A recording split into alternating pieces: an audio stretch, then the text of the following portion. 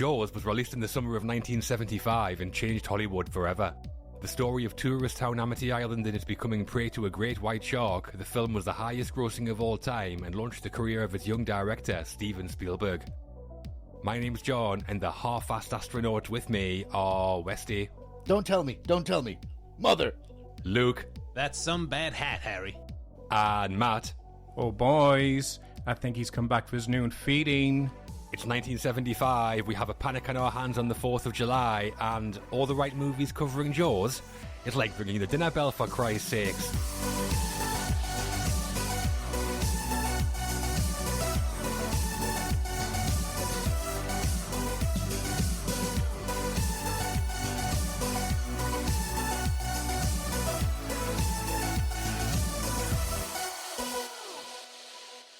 Hello and welcome to All the Right Movies.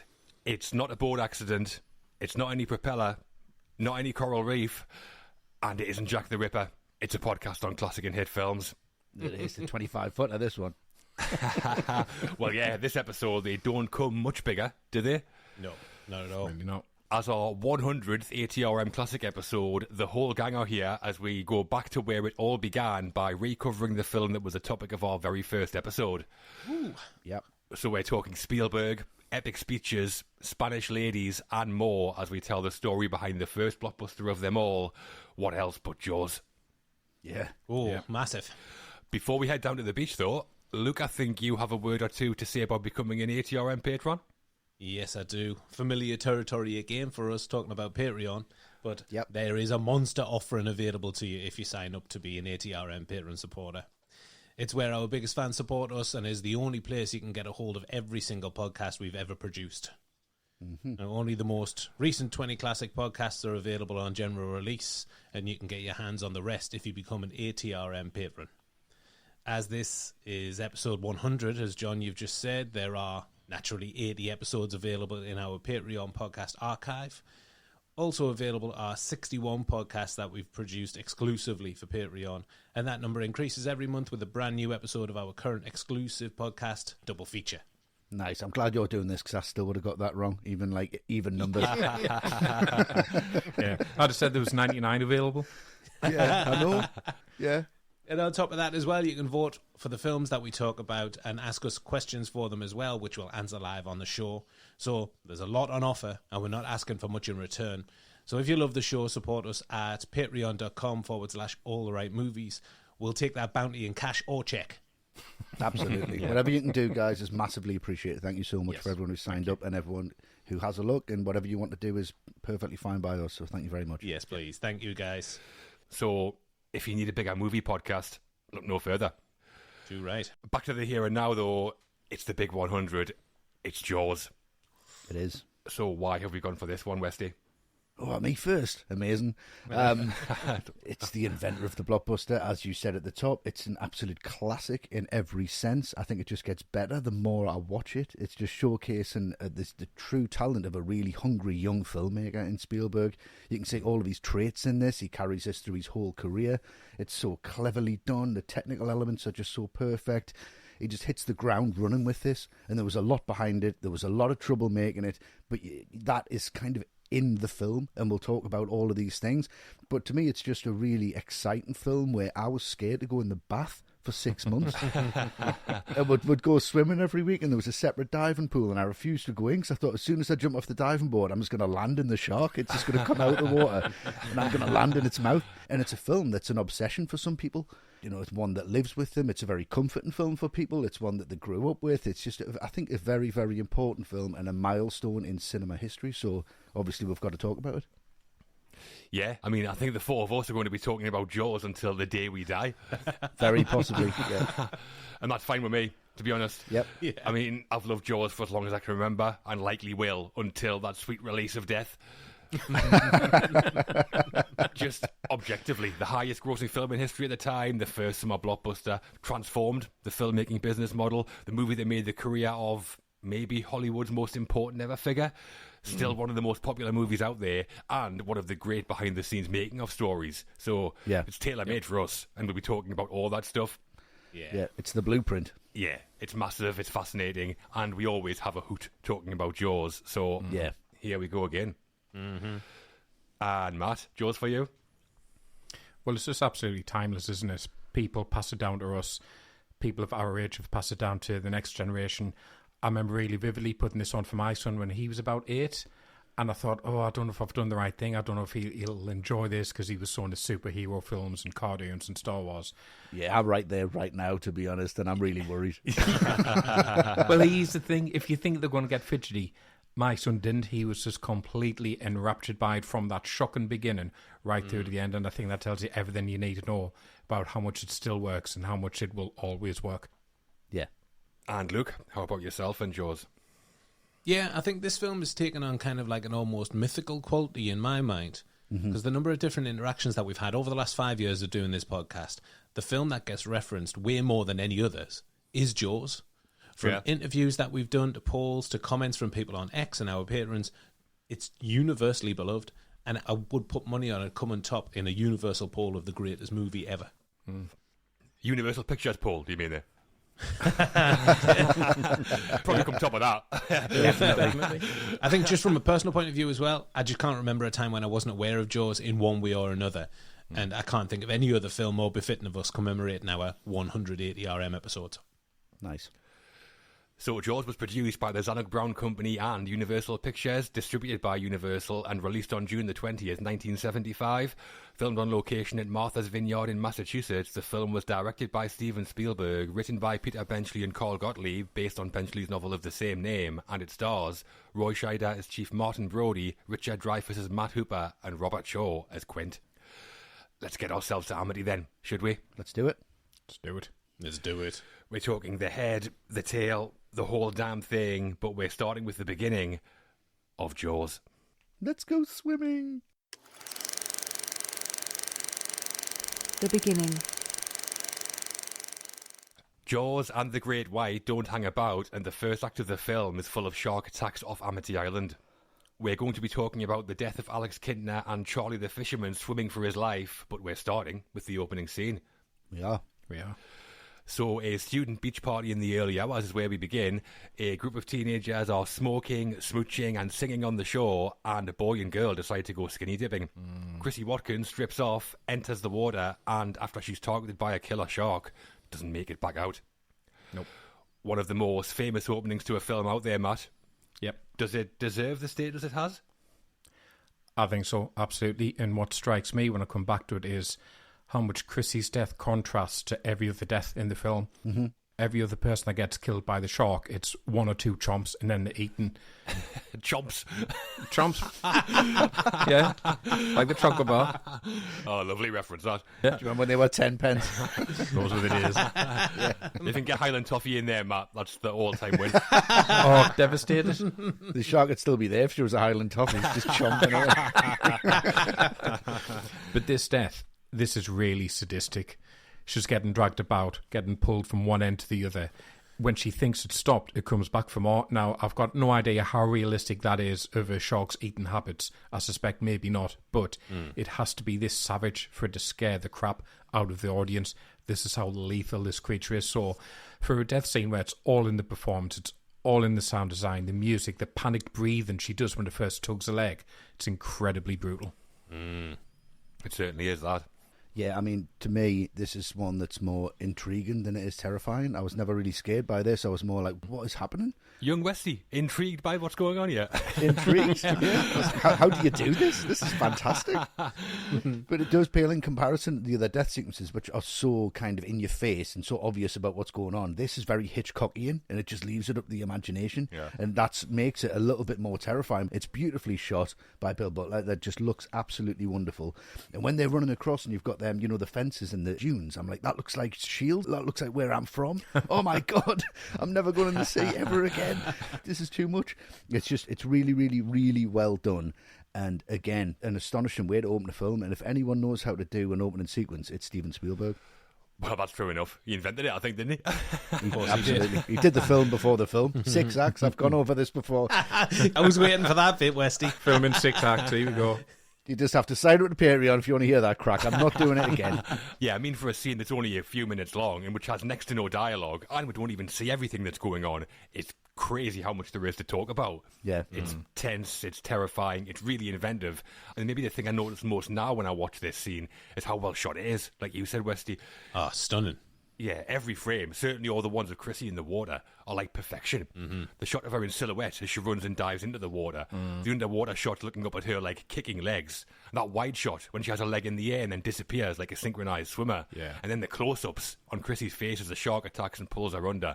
All incredible images. And then combine those visuals with John Williams' music, and it's just Hollywood history. Yeah. And then how the carnage ends with total silence, just that boy ringing. Yeah. And that wide shot horizon transition to the next day. That's so good. Oh, yeah. And beautiful sea view from the Brody's house. How much are these police chiefs getting paid? Stunning. Unbelievable. But yeah, it is stunning filmmaking for me, right from the very first scene. Well, in the original script, the shark was described as emerging from the water when it attacked Chrissy, so we were supposed to see it in all its glory. Yeah. But during production, it's very well known there were problems with the mechanical shark breaking down again and again. And Spielberg said, I had no choice but to figure out how to tell the story without the shark. Yeah, Spielberg said that he went from making a William Castle movie to an Alfred Hitchcock movie. Yeah. And we'll talk more about the mechanical shark later, but to take a massive problem, which is a massive problem like that, and somehow improve the scene, it's crazy. Because it's surely better that we don't see the shark here, isn't it? Oh, 100%. Necessity, mother of invention. Yeah. Exactly, yeah. In Chrissy Watkins, she's played by Susan Backlinie, who wasn't an actress at the time. She was actually a stunt woman who'd appeared in the Towering Inferno, and a casting call went out for someone who was willing to appear nude and was a strong swimmer. The grin on Luke's face there when you said nude. Yeah, Yeah. yeah, she does. Yeah. So she sent in some pics of herself, and one of the producers, Richard D. Zanuck, was suitably impressed by them. Took the pics to Spielberg, who looked at them and said, yeah, but can she act? Does she do the dive out the window in the Tower Inferno? I would imagine that's her. Must be that bit, yeah. Has to Great be. death, that. Yeah, she wasn't nude in that. Probably a bit too hot. That's probably why I haven't seen it. Yeah. Not far off. But I think she's good for what she has to do, Susan Batlini. Great. Yeah. Apparently when she met Spielberg, she said, if you hire me, you can get close-ups because I'm a model as well. If you use an actress, they'll have to cover their face. Which, I mean, Hollywood actresses, yeah, they're known for being hideous, aren't they? Yeah, exactly. Yeah. Self-praise, no praise. To film the shots where Chrissy is being dragged through the water by the shark, Backlinie wore a pair of cut-off jeans that had metal plates stitched into them. Cables were attached to each plate, and get this, there were 10 crew members pulling her back and forth, and her screams and gargling sounds were re-recorded with Spielberg in post. But that must have been fucking terrified. 10 guys. Mm-hmm. Horrific. Yeah, wonder why the 10 showed up to do that. Yeah. We only need 5. Yeah. Everyone in Martha's Vineyard turned up. Yeah. But it looks awesome when she's being dragged through the water. Yeah, it's great. And Spielberg wasn't happy with how the screaming sounded live, so he got Susan Backlinie back in and like poured water down her throat as she screamed, which sounds pleasant. Waterboarded. Basically, yeah. It matches, though, doesn't it? Yeah, it's perfect, yeah. And she has a cameo in another Spielberg film too, Susan Batlini. Oh, okay. Do you know which one? No. Hazard a guess, no. She's in 1941. Right, okay. That explains why I don't know. Because they do the jaw scene again, don't they? But it's a submarine. They do. She plays a skinny dipper. Right. So after the opening, we're introduced to Chief Brody.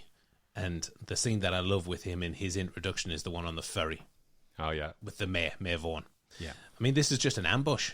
Vaughan and his cronies putting the squeeze on Brody, backing him into a corner. Out of context, if you freeze that scene, it looks like it could be something from a gangster film, which, you know, of course, there were elements of it in the novel. Like Get Carter. Yeah, a little bit. Yeah.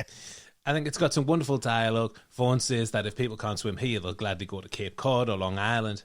And Brody replies, doesn't mean you have to serve up some kind of smorgasbord. Great line. Yeah, brilliant. Now, the mayor's clearly put the squeeze on the coroner who will be standing by his boat and accident theory. And, you know, it's sneaky and underhand, but I think you can understand it from the mayor's point of view. They make it known that there's a shark out in those waters. There's going to have to be severe repercussions for the town, not only this summer. The ripple effect will be felt for years to come. And this scene sets up what's at stake in this story for everybody involved. I think it's a great little scene.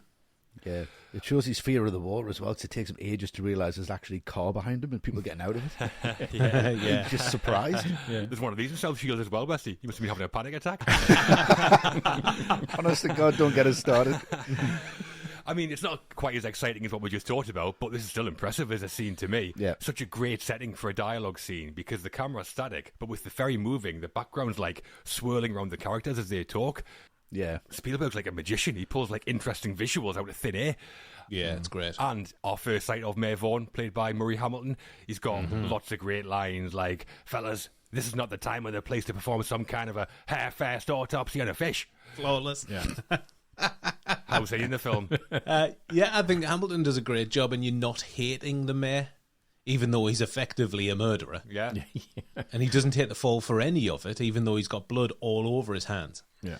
And I think that's down to a few things. But for me, like you said, John, his dialogue in this scene, you yell Barracuda and everybody says, "Huh? What?" Great. Yeah, He yells Shark, "We've got panic on our hands on the 4th of July. Iconic. And such great delivery. Arm round Brody as well. Yeah, come here. And you cannot beat his wardrobe. He's got some killer sports jackets. Yeah. That one with the anchors in this scene is outrageous, but he pulls it off. He really does pull it off. He does. Loads of tabbing as well. Loves a tab. Yeah, loves a cigarette in the hospital. In the hospital. He'd also been in Anatomy of a Murder with James Stewart and Murray Hamilton. Yep. But Spielberg apparently cast him because he liked him in The Graduate, where he played Mr. Robinson, Yes, that's right. Right. the lesser-known member of the Robinson couple. Yes. He didn't get a song, did he? No. No. And still the mayor in Jaws 2. What? Yeah. Who voted him back in? Yeah. Unbelievable. Let's not go down that route, John. Same jacket in Jaws 2 as well. Yeah, well, that's good. That's what got him back in. Yeah. And talking of this scene, one of the writers is in the ferry scene too, called Gottlieb. He plays the mayor's right-hand man, and he's standing to the right in a 3-shot with Brody and the mayor. Nice. That's right. The big fella. Yeah, the big guy with the big tash. Yeah. Meadows, the character's called. Brilliant. He's in quite a few scenes called Gottlieb, isn't he? He is, yeah. And he spent the next half a century dining right out on Jaws. He did. Who wouldn't? Yeah. I know, I don't blame him. I'd have one of those big newsboy, like, sandwich board things saying, "I wrote Jaws" on it. Like Die Hard with a Vengeance. So that's our opening, a riveting and brutal action sequence, and one of the biggest to come out of Hollywood. Huge. Yeah. Definitely. As far as I know, yeah.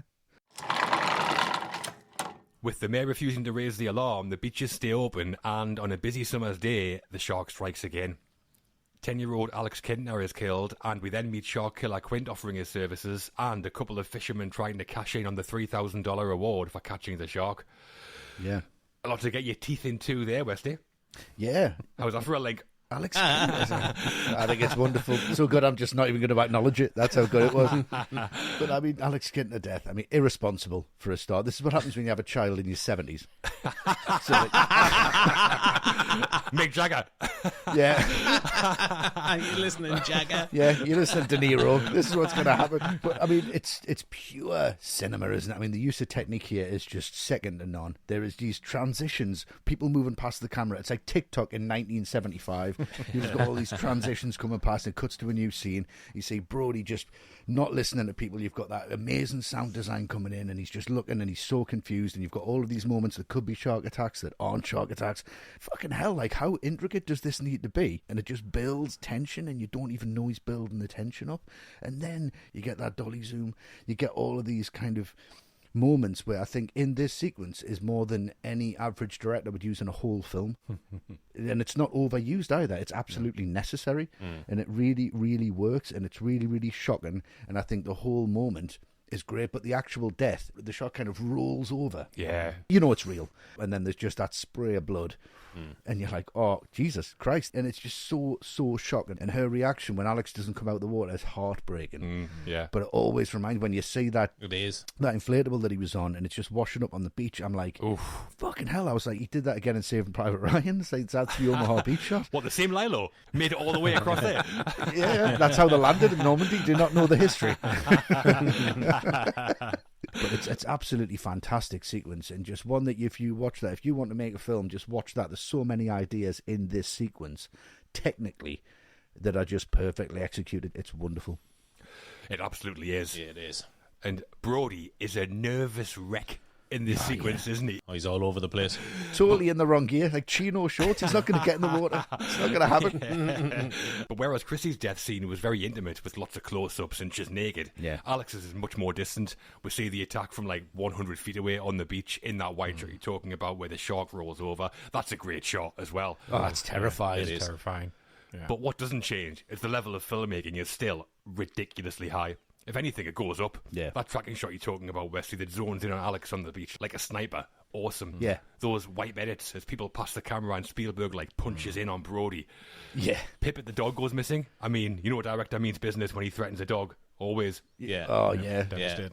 And then obviously the most famous shot in the film is the dolly zoom. It's right up there among the best sequences Spielberg's ever filmed for me. I'm like in awe of the whole thing every time I see it. It's fantastic. It's like a short film, like a Spielberg showreel going, look how good I am.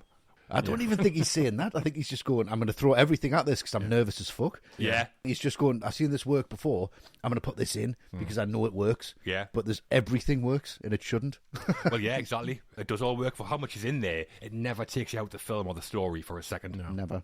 Never. Yeah, I mean, so much going on in this scene. And we all love those wipe transitions Yeah. where people cross Brody's field of view and they cut closer to his anguished face, then to the woman in the water, then back to him, puts you right on that beach with him. Mm-hmm. Yeah. There's a pretty amazing split diopter shot when the guy comes over talking about the cats parking outside his house. Yeah. And also in focus of that couple frolicking in the water. Yeah. Harry just throwing shade all over Brody, being an absolute dick. Saggy tits as well. Horrible. Them saggy boobs, horrific. Yeah, horrible. Yeah, he's got more to worry about than a swimming cap, let's Yeah. be honest. And obviously that iconic dolly zoom shot, it's exhilarating. It is pure cinema. It is. And the attack itself, I think it taps into the intensity and brutality of that opening scene. I don't think Spielberg got as intense as this until the 90s. Yeah, okay, No. yeah. And we know that nobody is safe because Alex is just a little boy. And that blood geyser wouldn't be out of place in a real horror movie. It's like Elm Street. Yeah. Really graphic stuff. Should have turned it upside down. Yeah, yeah. The shark turns upside down. I think that's what it all comes from. Yeah, that dolly zoom we're talking about, that's achieved where the camera operator moves the camera in one direction and zooms in the other at the same speed. And they are pretty common nowadays, but not when Jaws was made. And Spielberg got it from Alfred Hitchcock, whose second unit DP, Erman Roberts, used them a few times in Vertigo. Amazing. Yeah, it's now just as commonly known as the jaw shot, I think, isn't it? Yeah. I think so, yeah. Is it better than Vertigo? Is it better used in this than Vertigo? For me, it is. I think it's a pretty inspired choice to use it the way Spielberg does, because Yeah. usually the cinematography in this and the camera moves are like, not subtle, but they're not jarring either. And this, It's jarring. he just punches you in the face. Yeah. It's in Lahane and it's very subtle. It's in Goodfellas and it's very subtle. It's never been used like to this degree for an impact, really. As an impact moment, it's brilliant, yeah. Well, this sequence was supposed to be more graphic than what we see in the actual finished film. There are some behind-the-scenes photos of Jeffrey Voorhees, who played Alex, that showed the shark coming up out of the water alongside him and biting down on him. Chomping, I think is the right term. Chomping, yeah. Highland toffee. Yeah. Spielberg toned it down to avoid being penalised by the MPA. Yeah, those images are great as well if you've seen them. Yeah. Yeah, they are. Horrific. Yeah, there's some with a dummy of Alex as well, which must have been a mannequin because it's like got a pair of boobs. It's not Harry.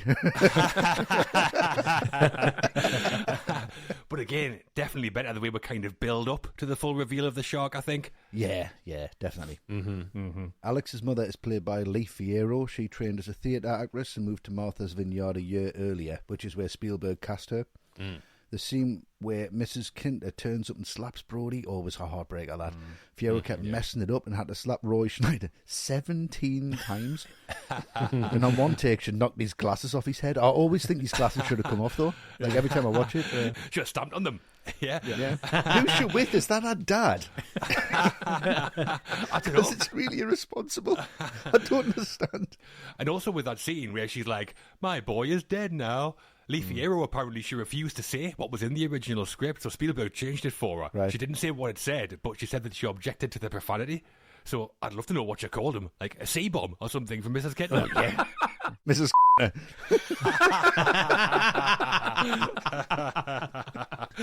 then the mayor sticks his head in and he goes, "She's wrong, Martin." Well, yeah, she is. It's all your fault.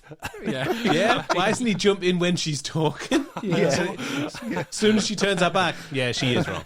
In Fierro said that years after filming Jaws, she visited a seafood restaurant in Martha's Vineyard and noticed on the menu they had something called the Alex Kintner shark sandwich. Wow. Sounds appetizing. It does, like, doesn't it? Loads of ketchup. Who's buying that? So she told the waitress she'd played Mrs. Kintner, and a few minutes after the waitress took her order, Jeffrey Voorhees came running out of the kitchen because he owned the restaurant and they hadn't actually seen each other since they'd made Jaws. Wow. What a lovely story. Yeah, great story. It is a great story. She didn't pay for the meal, naturally, Lee Fierro. No. And I know that she also got asked to slap people in real life so many times that she started refusing to do it. What, she actually did it, though? Like the first few times. Yeah, go on then. Not surprised if it took her 17 goes every time. Couldn't be bothered. You can't do that now, can you? Oh, the 70s. No. Yeah. After this scene, we're talking about the townsfolk getting together and they're trying to tackle this issue. And in our latest double feature show, we talked about Denzel's intro in Training Day being one of the best in cinema. Yeah. And this one, for Quint, is 100% in that bracket. Oh, awesome. Because everybody's flapping around in this scene. There's push and pull between keeping the beach open for business and safeguarding the town. Uproar. Nobody knows what's happening. Nobody in control. Pandemonium. And then Quint comes into the picture in the most calmly aggressive way possible. Yeah. Scratching his finger down that chalkboard. He may be devoid of the social niceties that Brody has, but we immediately know that this is the guy to lead us into battle. He makes his speech and then leaves with his little mate in tow. Yeah. And he's got ultimate confidence that they'll get back in touch with him because he knows that this isn't an isolated incident. That shark will keep on coming back for more, considering the amount of people on the beach. But he's so relaxed about the whole thing that he's even eaten a snack during his proposal as well. Fantastic stuff. Just tells you everything about that character. Do you know what I want to see in this scene? I want to see him draw that picture because he draws that fucking picture. Do you think? Of course, the blackboard's empty when they come in the room. Yeah. So he's sat there, and you imagine him with his tongue out, just being like, there's a picture, there's a shark, and I'm going to put a stick man in the middle. He can draw sharks really well, but really bad at humans. It completely sums the character up. Like, he understands sharks, but he can't draw humans. Yes, he drew a picture on the board of Alex Kintner being eaten by the shark. Yeah. I assume it's Alex because it's a little guy, unless it's his first mate. Maybe it's him. Yeah. Maybe it's Herbie Robinson. It's just really weird. And when the mayor says they're closing the beach for 24 hours, for damn good reason, a woman shouts, 24 hours is like 3 weeks. I mean, well, it's not, is it? It's not. No, it's just 24 hours. And why on earth would you want to go in the sea when a shark has just eaten 2 people on that same beach? Yeah. Desperate for a paddle. But Yeah. even in a scene like this, a town hall meeting, Spielberg just can't sit still. He's got ants in his pants. No. That shot where the camera moves through the crowd into Quint and he starts talking. Brilliant shot, that. Yeah, brilliant, yeah. Spielberg originally wanted Quint's intro to take place in a cinema where Quint is watching Moby Dick and laughing like a maniac at how unrealistic it is. Right. Just like Max Cady. Massive stogie, I imagine.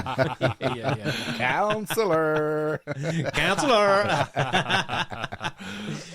But Gregory Peck, who starred in Moby Dick, wouldn't release... He also starred in the original Cape Fear. Cape Fear as well. He did, yeah. He wouldn't release the rights because he wasn't a fan of his own performance in that film. Wow, okay. Yeah, sounds like a good scene, but I wouldn't change it, to be honest. Definitely not. No way. Nah. Have you seen the deleted scene with Quint in the music shop? Where some kids like butchering Ode to Joy in a clarinet and Quint starts singing along, proper like taking the piss out of him. So after this, you get a scene that I really like, but it's a scene that, in a sense, it doesn't really need to exist with those 2 guys on the jetty because it doesn't add anything plot-wise. No. And I feel like almost the only reason Spielberg has it in there is because he wants to break it up with that shot of Brody flipping through the books about sharks, Yeah. where it's all reflected in his glasses, because that shot is awesome and it needs to be in somewhere. So it's like, I'll put it in here and have this scene. But it's a nice bit of kind of comic relief all the same because these guys are just chumps. They always remind me, it's like Norm and Cliff from Cheers have just turned up on holiday and have decided to get in on the action, try to catch the shark. This really stupid plan. Yeah. But even so, it still manages to wring tension out of it, and it gets the tension from nothing more, from a huge bit of wood being dragged from one end of the screen to the other. But how big is that meat for the roast? Oh, it's massive, isn't it? Looks delicious. Understandable. His wife will be fuming. He's throwing that away. Yeah, it's like Spielberg had directed The Great Outdoors, this whole sequence. Yeah, Charlie and Den Herder, the characters are called. Right. They are a couple of absolute clowns. Charlie Chalk, throwing his Mrs. Roasted bait for the shark is amateur hour. Yeah. Yeah. I think you're right, yeah, Matt. It could have maybe came out this scene because it's not key to the narrative, I don't think. But I love it.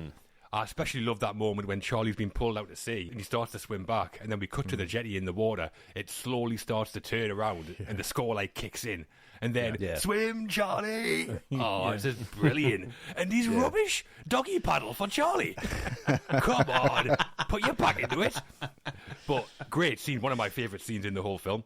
Ah, yeah, it's great. Yeah, those visual cues are incredible. I would imagine they wouldn't be there if Spielberg had his own way and the shark worked. But that jetty turning around in the water just tells you everything you need to know. It's incredible. Yeah, it is superb. And that is the beginning of Jaws. Huge moments, shark deaths, major character intros, famous shots, and legendary music. Yep. Not a bad start, is it? Not really. Not One at of the all. best. Yeah. And the best is yet to come, I think. The director. The director of Jaws was Steven Allen Spielberg, just 27 years old during production, and with a background mostly in television at this point. This was Spielberg's second feature film, following crime drama The Sugarland Express in 1974. Yep. Sounds strange to say, but Spielberg was an inexperienced film director at this time then, Matt. Yeah. How's Spielberg's work yet? I mean, there's not been a film he's made since that feels quite like this one, and I think that's because on here, he doesn't know how good he is yet, and because of the chaos of production, which we'll get into, he's essentially having to make stuff up as he goes along to fix problems that keep coming up. The shark doesn't work. Oh, I'm going to have to shoot around it. Can I create tension in other ways? And he finds that he can, and he can do it brilliantly. Yeah. There's just this sense throughout of seeing what he can get away with. You know, as Westy says, can I do the dolly zoom in the opening 20 minutes?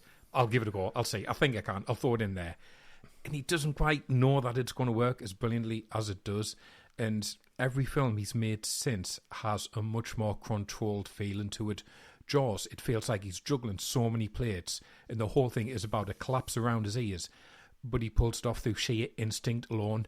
You know, he is almost nervous about it, like Westy said, and he must have had that realisation by the end, like, holy shit, I can actually do this. I can do this really, really well, but it's just instinctual. Like watch Jaws and Munich in a double feature. Yeah, exactly. Yeah. What the fuck? Yeah. Yeah, for me, it's Spielberg and the set pieces in the film. Yeah. There are so many big moments in this film, which I think could have way overshadowed the story or made the quieter moments seem boring. But the quieter moments are ones like the USS Indianapolis speech or when Hooper comes over for dinner. So still huge. Yeah. I love how you've put Hooper at dinner alongside the Indianapolis. But it's still a big, big moment in its own way. Mm-hmm. Yeah. And it obviously opens with that huge Chrissy Walken set piece. Even the credit sequence beforehand is massive. Yeah. And then you get the Kitten of Death and Quint's intro and Hooper's intro and the Tiger Shark and Ben Gardner's boat and everything in the second half and yada, yada, yada. So I suppose what I'm trying to say is that every single scene feels like a set piece in one way or another. Right. And I think that's just because of the reputation the film has. It's larger than life. Yeah. It never comes up for breath. It's a set piece movie. As we've talked about, as it would later be known, the first summer blockbuster, one of the first event movies. So I think Spielberg changed how people interacted with cinema and how movies impacted and transcended popular culture. You may not have seen Jaws. I mean, you might also be mental. But regardless, you know what Jaws is. Yeah. So I think you take these scenes on a granular level and put them together. There's no wonder it became the phenomenon it did, and that's down to Spielberg. And I think his understanding, or his beginning to understand, big cinema and how to make it work. Yeah. Yeah, I mean, it is classic Spielberg, isn't it? Mm-hmm. I mean, not just because it's one of his biggest and most loved films, but in the content as well. We've got the dynamic of the suburban American family in the Brodies offset against the, like, big, fantastical spectacle. He's done that throughout his career. Yeah. We have the father and son dynamic that's been a recurring theme in Spielberg films. Classic. John Williams is here. We'll talk about him more a bit later. But now the Spielberg hallmark that I maybe love most about Jaws are the visuals. It's so cinematic, it's ridiculous. Yeah. I saw an interview with one of the producers, Richard D'Izano, talking about Spielberg when he was young, and he said words to the effect of, he doesn't read scripts, he sees them. Mm-hmm. And we get definite proof of that here. We talked about the Alex Kintner sequence, and that's a masterclass in converting words in a script into cinema. And that's just one example. It happens all the way through the film. The camera's always moving. The blocking of scenes is extraordinary. And I mean, we're used to that now. We've been doing it for half a century. But he was 27 when he made Jaws. Wow. He's like Lennon and McCartney. Like, how were you that good at such a young age? Yeah. Lucas and Zemeckis, Ringo and George, obviously. I think the answer is that he's just a natural. He obviously worked hard, he developed his skills, but more than most could, he could just do it. I think Jaws is one of the best examples of Spielberg's natural talent, and others might disagree. I know you do, Westy, but still his best film for me. Ooh. It's a debating champ. Yeah, coming to me after that bombshell. Delivered the bomb. Yes, you did. The first thing I've got written down here, John's what you've said. It's natural talent. Yeah. And it's just one of them things where I kind of look at it and go, what he's doing here is he's on the back foot, I feel. And there's a lot of this is stacked against him. And I don't think he feels confident about this film as he's making it. I think he feels confident about the techniques that he's using, and he knows how to tell a really visual story. I'll honestly say that I don't think this film needs much dialogue at all. Doesn't. It's so visual, isn't it? It's crazy. It is. Yeah. And they said he had a nervous breakdown making it, and it's a really traumatic experience for him. But I think that traumatic experience comes across as you're watching the film. It adds to that sense of dread. It adds to that sense of unnerving. But what he does here with Aplomb is delivers the Spielberg that he believes in, and that's the Spielberg that changed cinema. Absolutely changed it, and that's the whole point. But he's using very classic conventional cinematic techniques, and he always has, and he knows what works. He's fallen back on the likes of Hitchcock here. He's fallen back on the likes of Orson Welles, and he's like, I'm going to do that vertigo shot because if everything else fails, at least I've done that. He was made to believe in himself making this film, and it made him who he is, and he made him the director that he is. And it is one of his best films. It's no Raiders of the Lost Ark, let's put that out there. And that's, to me, a far more exciting film. This has got some anxiety attached to it from the filmmaker, and I think that's to its advantage because the film needs anxiety. I agree. And it absolutely needs him to be worried about if it's going to work or not. And that's why I think this film's an absolute classic, because all of them things are necessary to make this what it is. If he came in and made Jaws now, it would be nowhere near as good as this. I don't think it would. No, it wouldn't. Be CGI shark for a start. Yeah. Yeah, well, yeah, it would be like, Back to the Future 2. It would just be like, the shark still looks fake. But it would be because there's no safety in the creative process here. That breeds creativity. Restriction breeds creativity. And that's what you get from Spielberg here. He realised that his natural talent is acceptable, it's important, and it's fucking unreal. Yeah, and creativity limitations can sometimes be a good thing, can't they? Massively. Absolutely. Because it kind of pushes that talent to the forefront. He's got to rely on it. Yeah, I mean, if you give Picasso like 3 colours, he's going to paint something better than with 25, and I think that's the whole point. Yeah, I think Jaws is one of the best examples of that in any medium, to be honest. Yeah. I agree. It's pretty well known now, I think, as well, that Steven Spielberg was not the first director of Jaws, mainly because we keep going on about it. Okay. But it is still a good story, so who wants to tell it? I'll start off. Luke, obviously. Yeah. Love these stories. Yeah.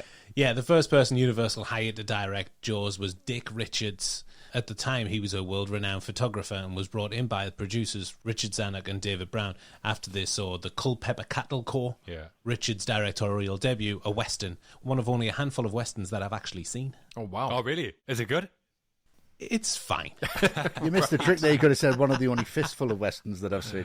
Yeah. But you're not up on the genre, so I'll let you have. Well, that's why you get paid the big bucks, Westy. Of course. Well, Richards wasn't on board for too long, though. During meetings with the producers, he kept calling the shark a whale, so he got the heave-ho very quickly. Yeah, come on, Dick. Come on, Moby Dick. Moby Dick Richards. Schoolboy era.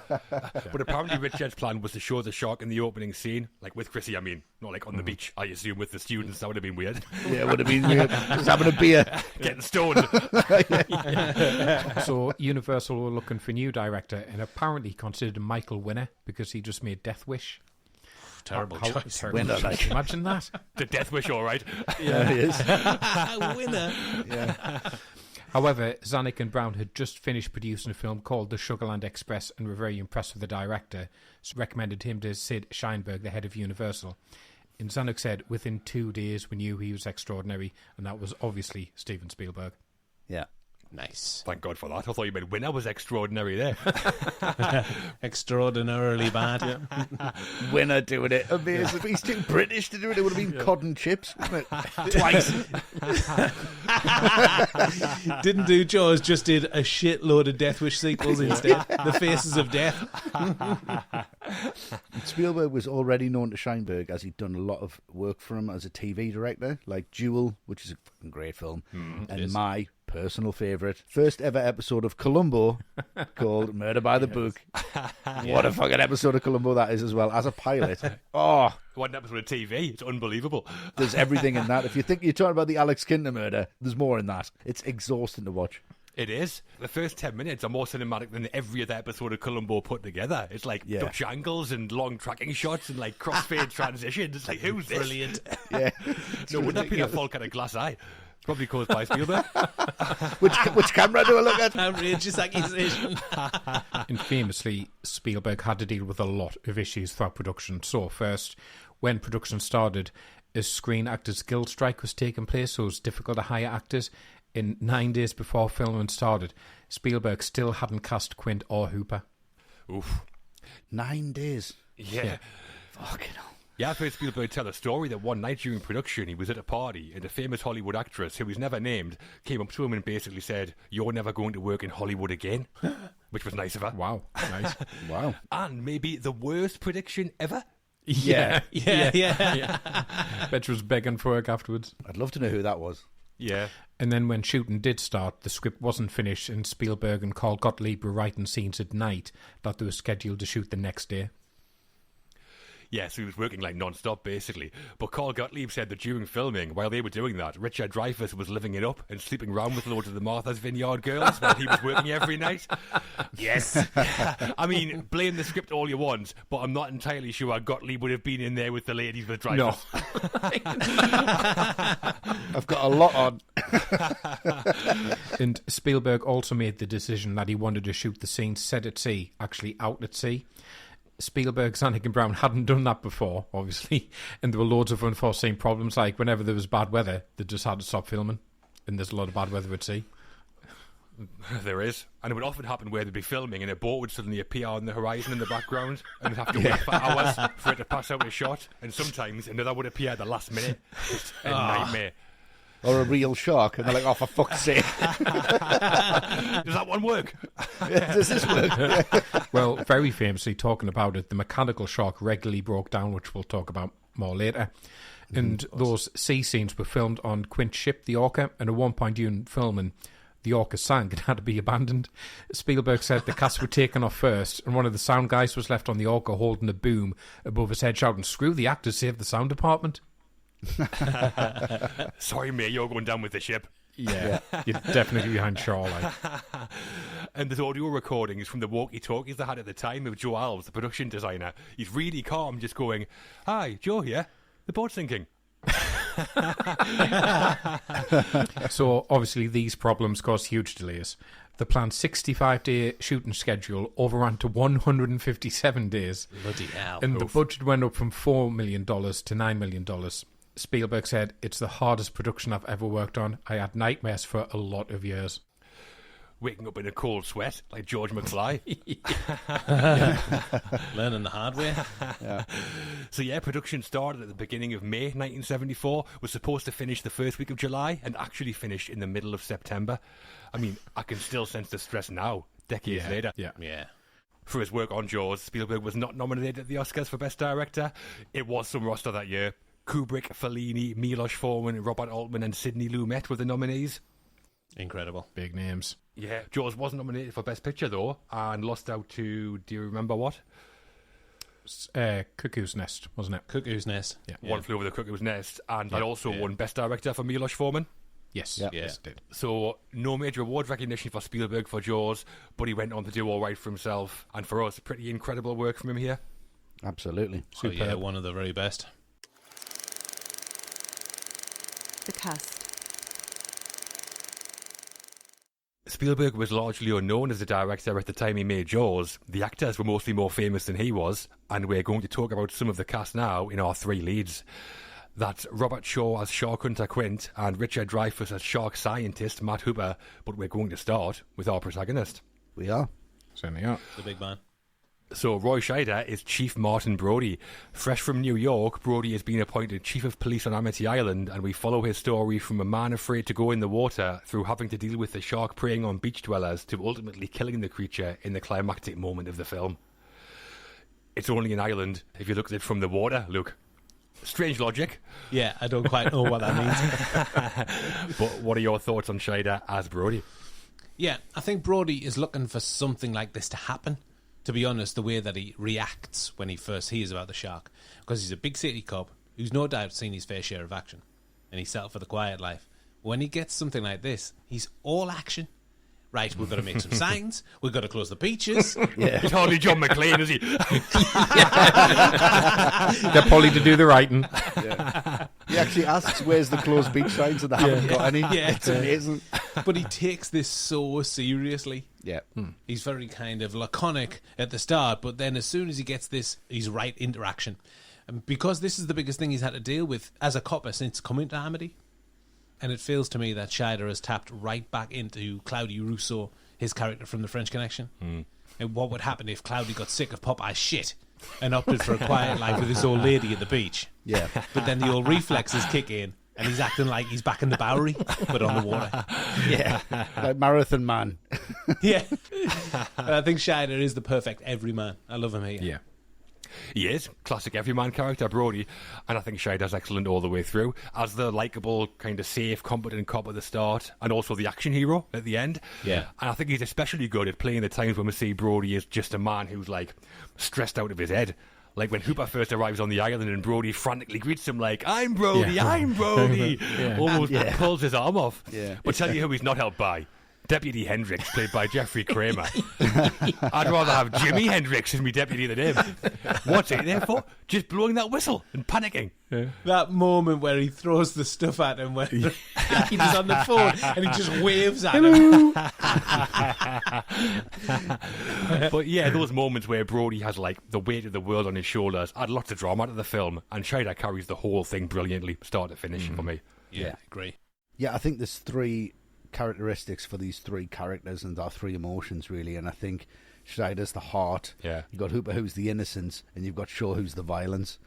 This is the heart and soul of it. He wants to do the right thing, but his lack of control is palpable, but his willingness to do the right thing kind of overshadows and battles against that, and that's really excellent. And I think the undertone of this, and it could be overplayed by any other director, is that he's scared of the water. Yeah. But it's so subtly done. It's just the right amount, isn't it? It's just the right amount where you know that he's not comfortable, but he's the heart and he's the strength of the story. And his fear is not the shark, it's the ocean itself. It's so intricate, this whole performance. I think it's just so well played by Scheider, who could be a real hard-ass. There's an insecurity behind all of it that really reigns true and makes you really care about the character and really love the character, and he cares about his family, his heart's in the right place, he wants to do the right thing, but he doesn't know how to do the right thing. He's so happy that tiger shark's being caught, and he's walking up and he's just like, oh yes, Double handshakes for everyone. yes. And you can see it just sinks. Oh, this isn't done with. Oh, for fuck's sake, there's more to do here. Desperately wants it to be resolved. He desperately wants it to be over. He wants to be back to his life, and he doesn't really want this to happen. But this problem he doesn't know how to solve, and I think Scheider plays that so well, and you feel sorry for him, but at the same time, I'd be on that boat with him. I completely trust him because his morals are in the right place, his heart's in the right place, and his head's in the right place.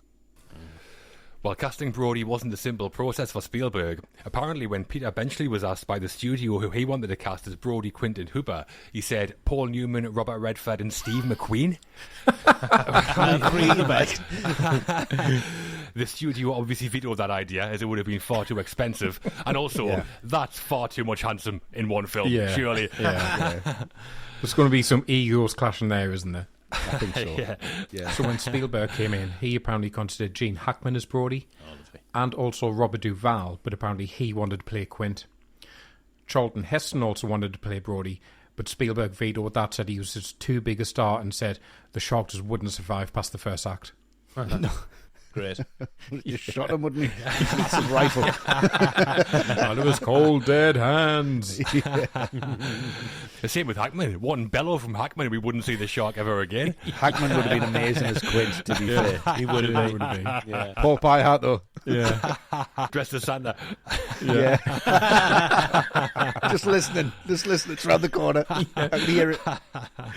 Any more Hackman jokes we can get in there? I think that's it. Spielberg was struggling with casting Brody and getting a bit worried. One night he was at a party and got talking to Roy Schneider, who asked what he was working on. Spielberg told him about Jaws and said he was struggling to cast the lead role.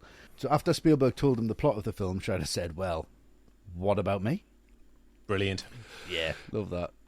For somebody who was under a load of pressure making Jaws, Spielberg seems to have spent a lot of time at parties. Yeah. Yeah, exactly. Yeah. So what Dreyfus was up to? Gottlieb's furious. Back at the shack by himself. Yeah. But yeah, Schneider was probably most known for playing Rousseau in The French Connection at the time, I think. Yeah. And worked out okay with him as Brody, didn't it? Oh, fantastic. Oh, he's fantastic. Yeah. No major awards recognition for Roy Scheider for Jaws. I mean, Best Actor at the Oscars went to Jack Nicholson for Cuckoo's Nest, which is fair enough. Yeah, Can't that's argue. fair. Yeah. But we think Scheider's very good as Brody, and now probably his most famous role. I would have said so, yeah. Yeah, I would say so. Yeah. He didn't have to do anything else after this, to be honest. It is defining. The next cast member we're talking about is Robert Shaw as grizzled old sea dog Quint. Offering his shark-killing services in the first act, he takes Brody and Hooper out on his ship, the Orca, and after delivering an almighty monologue, dies in the jaws of the beast in the final moments. Here's to swimming with bow-legged women, Westy. Absolutely. Have some of this. I made it myself. No, thanks. I'm fine. How's Robert Shaw as Quint? Robert Shaw's Quint makes the film what it is, in my humble opinion. It doesn't really start until he turns up, and when he does turn up, it adds an incredible weight, and all of a sudden it turns into this really, really serious film, really adult film. This guy's fucking terrifying and amazing. He just reminds me of, like, just me granda. When I used to go around, that's what me granda would be like. Bloody hell. No wonder you're the way you are. Eating an apple with a knife. Eating a mango with a machete. I'm wrestling Chinese, man. Well, I wasn't there for that, but I'm sure he did. But it's got that kind of presence, hasn't it, where you can't argue with this guy. You can't answer him back. He commands respect. Robert Shaw has that presence. And when he's on the screen, he fills the screen. And Spielberg knows for a fact he can fill the screen, and he gives him that room to do it. And he has this real dynamic performance to it, where it's classic, but at the same time it's progressive. But every time that you put him on a scene with Dreyfus and Scheider, he just absolutely owns it. He owns that boat. He owns everything about it. And it's just such a powerful performance, such an engaging performance. You know, it's quite sad that it was a couple of years after this that he passed away. But what a legacy to leave. Oh, yeah. What a performance at the end of your life. And, you know, I mean, he wasn't in too many things where you'll turn your head and go, Robert Shaw, Robert Shaw, Robert Shaw. Yeah. It kind of come from nowhere. But you can tell he's turned up and he understands the assignment 110% and delivers it 120%. He's fucking amazing in this, and I'll never get tired of watching him. I agree. He's absolutely brilliant. Plays like an obnoxious, aggressive, like antagonistic lunatic really well. Yeah. Like I said, he's the violence. He's just the violence of humanity. From the behind-the-scenes stories you hear, which we'll talk about, it seems this character did maybe live somewhere inside Shaw, and he taps into it brilliantly. Yeah. When you see him interviewed on the set, Robert Shaw in real life was like an articulate, well-spoken man. So the voice that he affects here, that like caustic, kind of confrontational tone Quint always has, is just perfect. And he's got some great lines. When Hooper's boarding the Orca with all of his high-tech equipment, and Quint's like, what are you, some kind of a half-assed astronaut? Quint's going shark hunting with a fishing rod and some cans. That's how much of a man he is. But he wants to go by himself. By himself, ridiculous. There's too many captains on this island. I fucking love that line. It's amazing. He is a fantastic character in the film, and masterfully played by Robert Shaw. Yeah. Just the definition of a scene-stealing performance for me, and you know, probably his second most notable performance is a henchman in a Bond film. Yeah. From Russia with Love, isn't First it? with Love, yeah. He has the fight on the train with Connery. Yeah. But then this performance comes along, and I'm just going to read out the 5 nominees for Best Supporting Actor at the Oscars that year, because Nice. George Burns won for The Sunshine Boys. Okay, good. Brad Dourif got nominated for One Flew Over the Cuckoo's Nest. Yep. Chris Sarandon for Dog Day Afternoon. Jack Warden for Shampoo. And Burgess Meredith for Day of the Locust. Now, all fine actors. Some great performances in there. But all of them better than Robert Shaw in this. I mean, No. that's one of the biggest oversights ever, I think, because this is the very definition of what a truly great supporting performance is. Comes along and steals the film from everyone else. Yeah, maybe Dourif, but everyone else. Yeah, Dourif is fantastic, yeah. Yeah. Well, Spielberg had a little bit of trouble casting Quint. His first choice was Lee Marvin, but Marvin apparently said he'd rather go fishing for real. So he was very dismissive. Sterling Hayden reportedly said no, as he owed the IRS millions in taxes at the time and had to move abroad. So basically, if he took the work in the US, he would essentially be working for free. Right. Did he not want to just clear his slate? Take the job, clear the slate, move back. And Oliver Reed also turned down the park, but Big Ollie. Reed would have been incredible. He'd have been insane, Oliver Reed, like. Yeah, Quint would have been doing toast and knocking back shots every scene if Oliver Reed had played him. Oliver Reed, you would have needed a bigger shark, not a bigger bull. But yeah, Anakin Brown had worked with Robert Shaw when they produced The Sting. Oh, of course, yeah. They recommended him to Spielberg, and that's how he got the part as Quint. Right, nice. Brilliant. And Shaw was an award-winning writer as well as an actor. He'd written 6 novels and brought some of that experience to the script. During filming, he spent 2 weeks tailing a real Martha's Vineyard fisherman called Craig Kingsbury. And as Shaw put it, they would jabber on about any old thing, shark killing mostly. And some of Quint's lines come directly from Kingsbury, like when he says, hunting sharks isn't like chasing bluegills and Tommy Cods. Yeah. Craig Kingsbury's in a few scenes as well, isn't he? Yeah. He plays the fisherman, Ben Gardner. Yes. Right. Yeah, and he came up with a line himself where he says, when we get them silly bastards down in that rock pile, they'll wish the fathers had never met the mothers. Leave that one in, whatever it needs. Yeah, brilliant. And the scene where Quint sings the British naval song Spanish Ladies to Hooper wasn't in the script either. That was Shaw's idea, and so was the moment where he recited the Mary Lee limerick. Both iconic. Yeah. Really funny, that one, yeah. He lived in Ireland at the time, Robert Shaw, and apparently he saw that limerick on a tombstone for an Irish woman who died. Wow. Not the most dignified obituary I've ever heard. No. I'll be happy with that. I mean, ended up in the film, you can't complain, can you? If it ends up in Jaws, yeah, fair enough. Then Shaw also had a hand in writing the Indianapolis speech that Quint delivers on the Orca, which we'll talk about later, obviously. Sure. Yeah, definitely. Yeah, he did. But yeah, some great contributions, those. And he brings a lot of humour as well. I always laugh when he's like, Hooper, starboard, ain't you watching it? With his fishing rod. Ridiculous. Yeah. It's ridiculous. The bit I love is when he talks to Brody's wife on the radio. It's like what you would say to anyone's wife if you were on a stag do.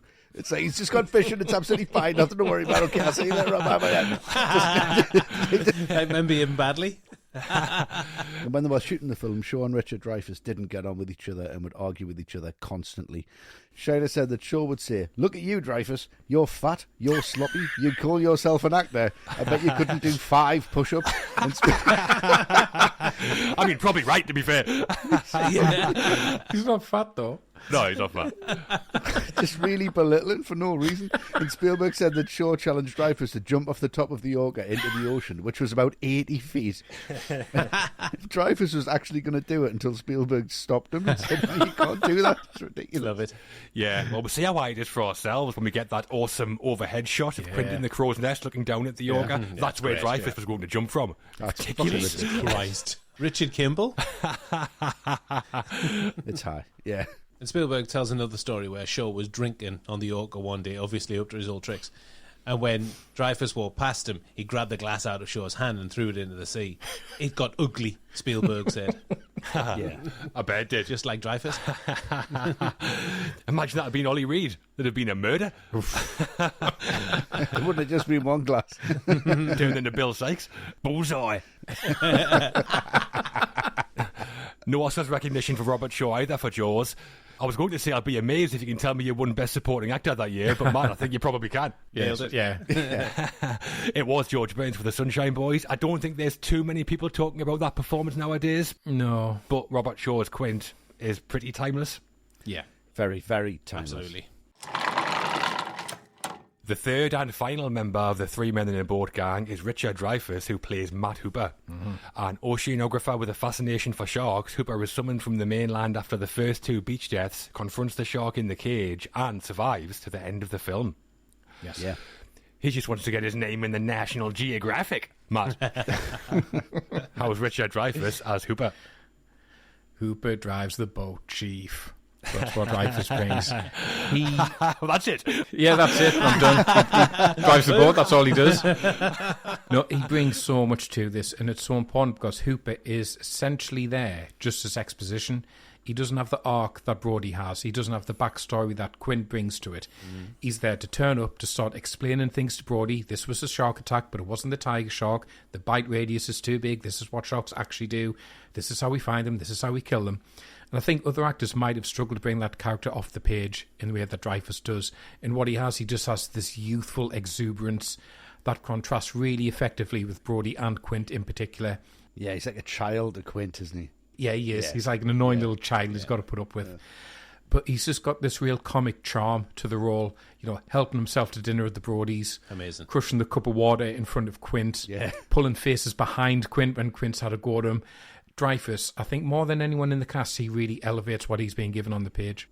Yeah, I mean, I totally agree with that. He does elevate the material massively, and there's not that much for him to really climb onto and make him likeable. To be honest, he's a rich kid who is going out looking for sharks, and his family's rich, and he just funds all of this stuff, and he's constantly telling the heroes of the piece that they're wrong. Yeah, he's a bit of a know-it-all. Yeah, he could be really annoying, couldn't he? It could be an absolute fucking nightmare, but he is the voice of reason.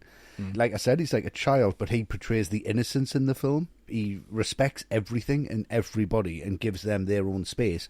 And when he's not respected, all he can do is pull faces and just say, oh yeah, but still gets on with it. Yeah. It's the wonderful comedy timing from Dreyfuss when he's talking to the guys and he's like, well, the chief said you're overloading that boat. And then they start giving him loads of shit. And he's like, well, they're all going to die. He's like, I'm too drunk to do that. No, you're not. Yeah. I am. No, you're not. I can't do that. Yes, you can. It's just really nice. I think Dreyfuss plays this beautifully. He knows his place in it. But when he needs to be, he's a really beautiful kind of light relief to the film. He is. He's excellent. Yeah. I mean, he's likeable, he's charming, and Hooper's probably my favourite character. Right. Yeah, he gets some funny lines, like when Quint's yelling at him on the orca, and Hooper's like, I can't take this abuse much longer, in that weird voice. And there's a few nice ad-libs in there from Dreyfuss as well, like when Quint crushes the can and Hooper crushes the paper cup in response. Spielberg said that got a huge laugh from the crew, so he kept it in. Lovely. He's just doing all that shit. It's fucking brilliant. I think Dreyfuss got so much appeal on screen. Yes. He's just so warm and inviting. Definitely my favourite character. He comes in all breezy, making jokes about people not making it out of the water alive. Yeah. But then he turns on a dime as soon as he sees the remains of Chrissy. Yeah. And Dreyfuss does that so convincingly so as to make us concerned. Well, if this guy's shaken up by what he's seen, then we're really in for it. Yeah. As if we haven't been already. We're only 30 minutes in and we've seen all manner of crazy shit. Yeah. But I do feel as though that he is, like you were saying, Matt, he is there to tell the audience what we're looking at here, what we're dealing with. Yeah.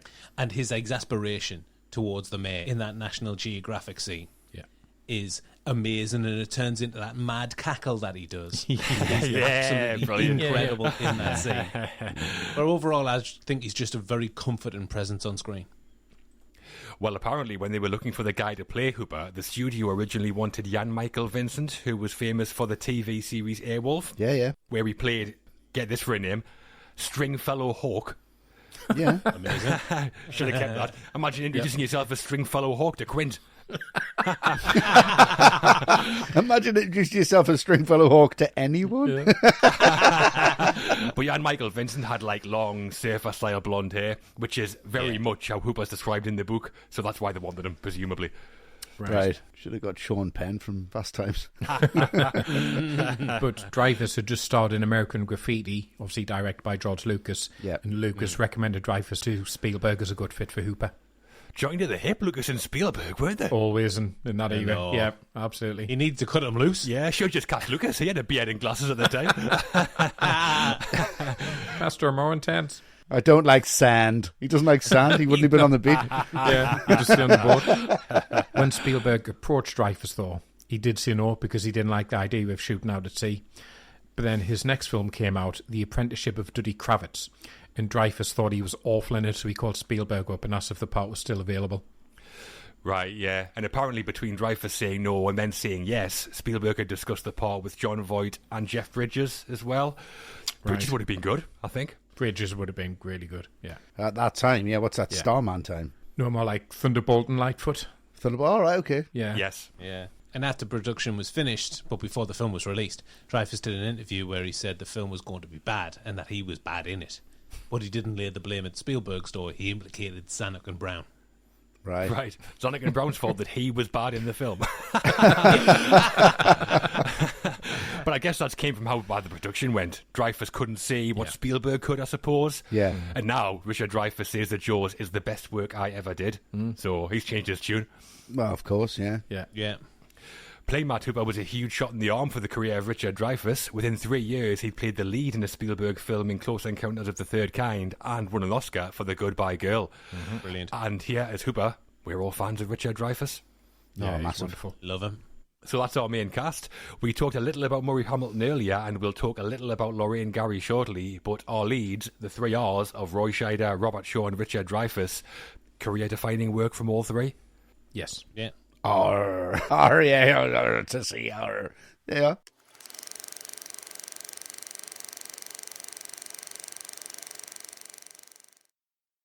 This episode of All the Right Movies is sponsored by BetterHelp.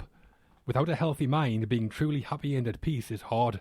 The good news is, therapy works. But what is therapy exactly? It's whatever you want it to be.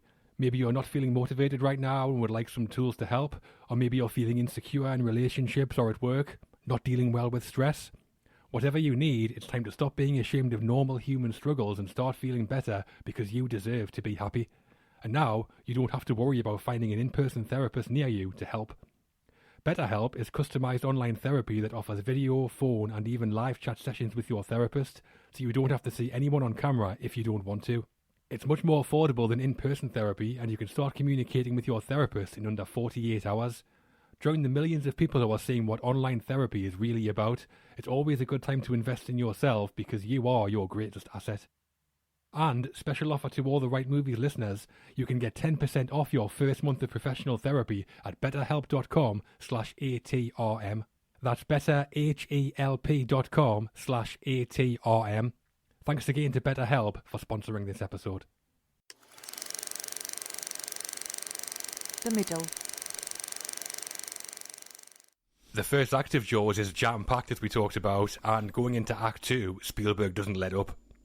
We're going to be talking about the intensity of the 4th of July celebrations on Amity Island, but before that, it's all about the oceanographer. It is. Is indeed.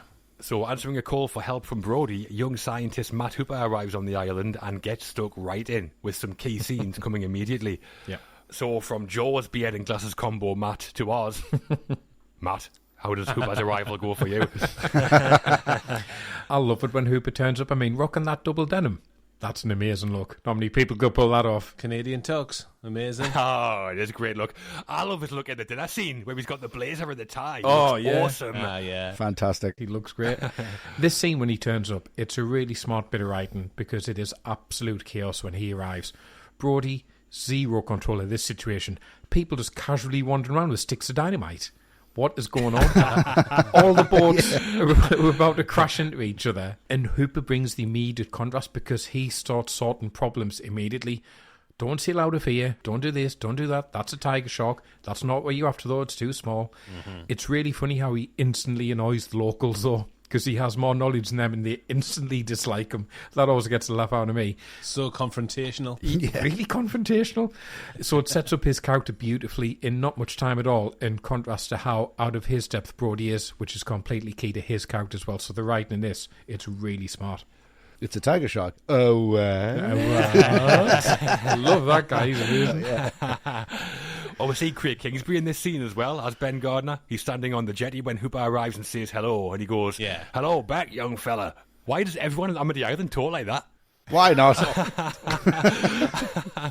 But I really like the scene that comes right after this one, where Hooper autopsies the body of Chrissy Watkins. Yeah. It's a great way to introduce the character. We see that he's an expert and knows his stuff, figures out what's going on in seconds with, it was a shark.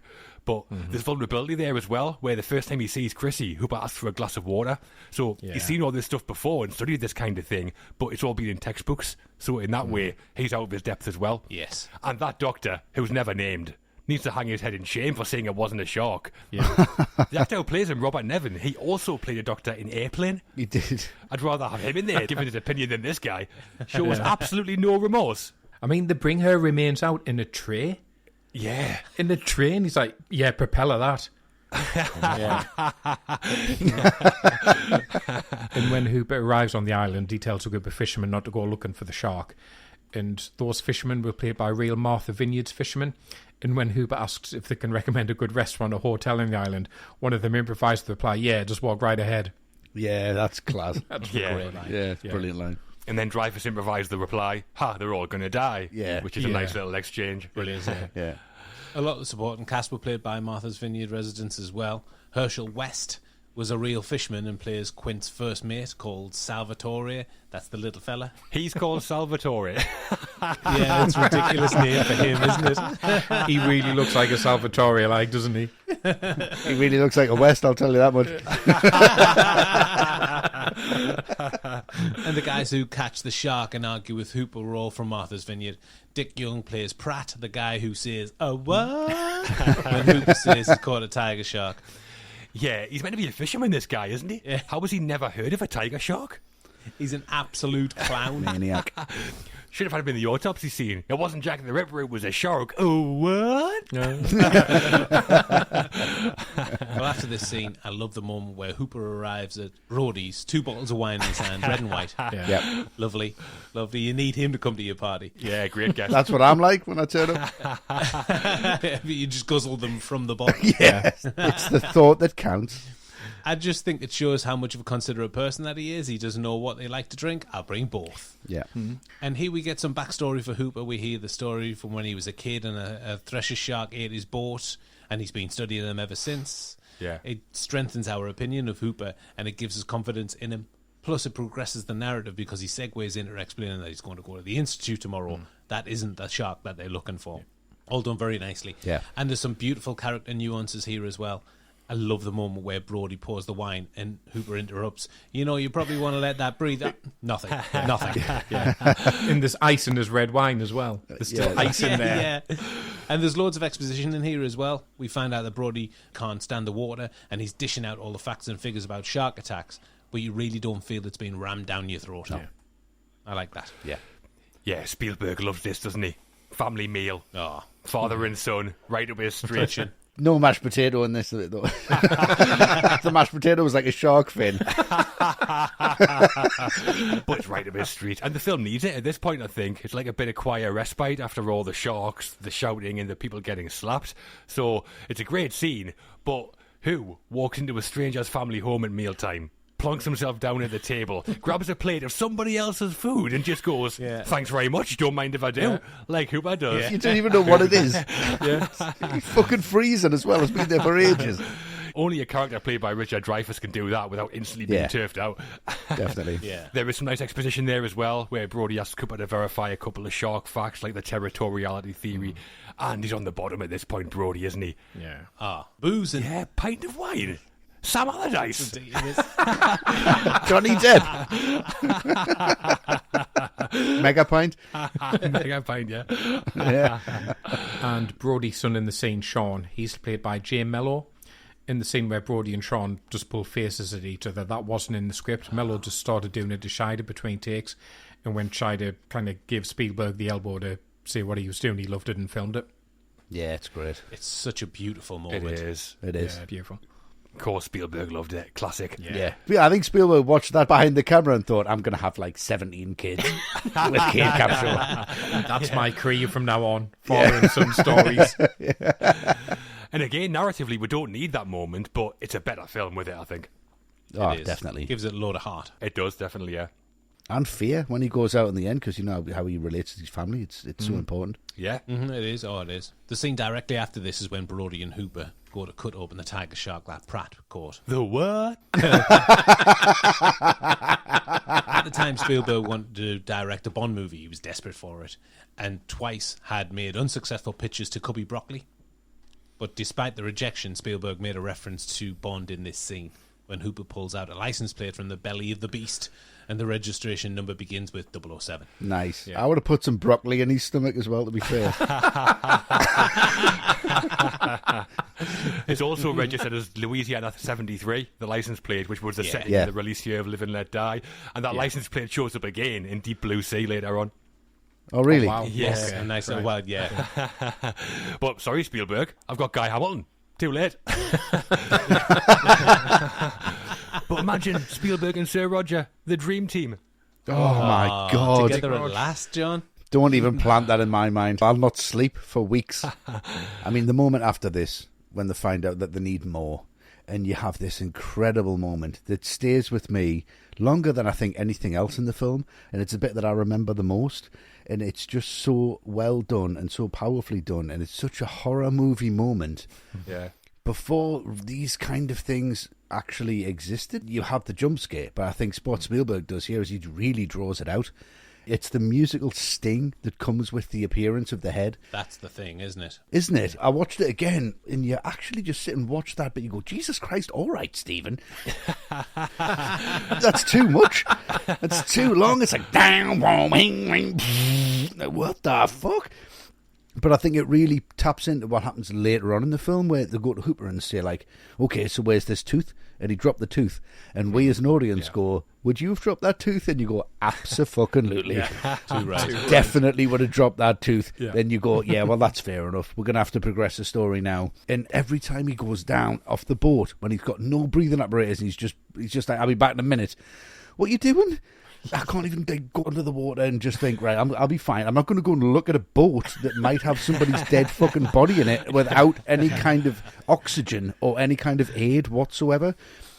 But I think the reaction shot, the way that it's cut together, the way that it's done, is perfectly done. It stays with you. It's in the right moment of the film, and it really elevates everything and it moves everything forward just in the best way. Yeah, I love how it's shot. It's like pitch dark with just the light of the boat and that kind of fluorescent effect under the water. Yeah. The lighting's amazing. Yeah. And it's a great jump scare. They set it up really well by Brody saying that's Ben Gardner's boat, who we already know knows his stuff. Yeah. So that makes us uneasy to see his boat like that. Yeah. And the scare still catches me out when I watch it. I know. I don't know when it's going to happen. It's different every time I watch it. I think it is those strings, Wesley, that come in. Yeah, that like screech as the head appears. Because that's so prolonged, you can't kind of get your breath. Yeah. There's ones where they do it really well, but I mean, this is the first one that I saw, and I was like, fucking hell, I don't want to see that again. It's right up there for sure. It is. Well, the moment was shot after filming had actually wrapped, but you and test screen and Spielberg thought, I think I can get one more big scare in there. And he went to Universal, who, unsurprisingly, considering all the problems, didn't want to spend any more money on the film. So he had to put in $3,000 of his own money and shot it at the house of Verna Fields, and she was the editor on Jaws. Right. And it was her house because she had a pool in the back. Yeah. Fucking hell. Brilliant. Imagine after all the issues having the cojones to go back to Universal and go, it's still not finished. Can I have some more money? $3,000 and 10 pints of milk. Well, they threw a vat of milk into the pool to make it look murkier. Yeah. And Verna Field said that this was her favourite moment that she edited, like seeing the audiences react to it. Oh, Must have amazing. been brilliant, that. The footage, it's incredible. It all matches. Yeah, I can't think of the film without this in it. Absolutely not. It wouldn't move forward as fast as it does. Yeah. It really needs it. Because you're not expecting a head either, are you? You're expecting a shark, maybe. No, you're not. But that's a testament to Spielberg and knows exactly what he needs after he's directed it to make the film move forward. Yeah. There's every so often he just drops in these big moments which are just like bang, like the dolly zoom and then this, and he just catches you off guard. Yeah. And when we say Ben Gardner, that isn't Craig Kingsbury. It's a model which was based on the mould of Kingsbury's head. Thankfully. Yeah. It's good he's head off $3,000. Yeah, wishing his father never met his mother by that point. But the right decision to add that scene, surely. Oh, without Without doubt. a shadow of a doubt, yeah. I kind of think of it without it. Iconic now. And speaking of mothers, we haven't talked too much about the matriarch of the Brody household yet. That's Ellen Brody, played by Lorraine Gary. Yep. What do we think of her in the film? I think she's really good. I mean, it's obviously a small part. There's no real room in the narrative for her to go anywhere else, but what she has, she makes the most of, and she is that real bedrock in Brody's life. And it is great. We've just talked about the scene where when Hooper invites himself over. Your husband's home? I'd really like to talk to him. Yes, so would I. Really funny. So just a very warm and likeable presence in the film. Yeah, I think she's good. She hadn't been in the film before, but she was married to Sid Sheinberg, the head of Universal. That's right, and that's yeah. how she got the park. Spielberg said he could imagine her being married to Roy Scheider, which I'm sure Sheinberg was over the moon to hear. Yeah. Give us some more money. Yeah, exactly, yeah.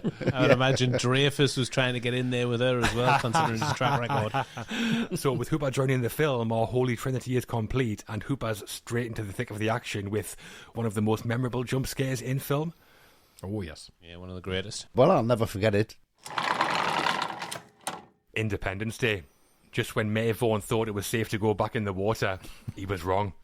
Yeah. The crowds descend on Amity Beach and it all goes off. A shark-based hoax causes a stampede to the shore, and then the real shark strikes in the pond. Brody's son Michael is dragged from the estuary shock, and a rower is mauled to death. Yeah. We've got a panic on our hands on the 4th of July, don't we, Matt? Certainly do. How does it go for you? I love this scene, and I love the introduction to it all, where they have that argument with Larry. First name terms. Yeah. No, look, I was thinking, who's Larry? I voted for the guy, all right. He gets my vote.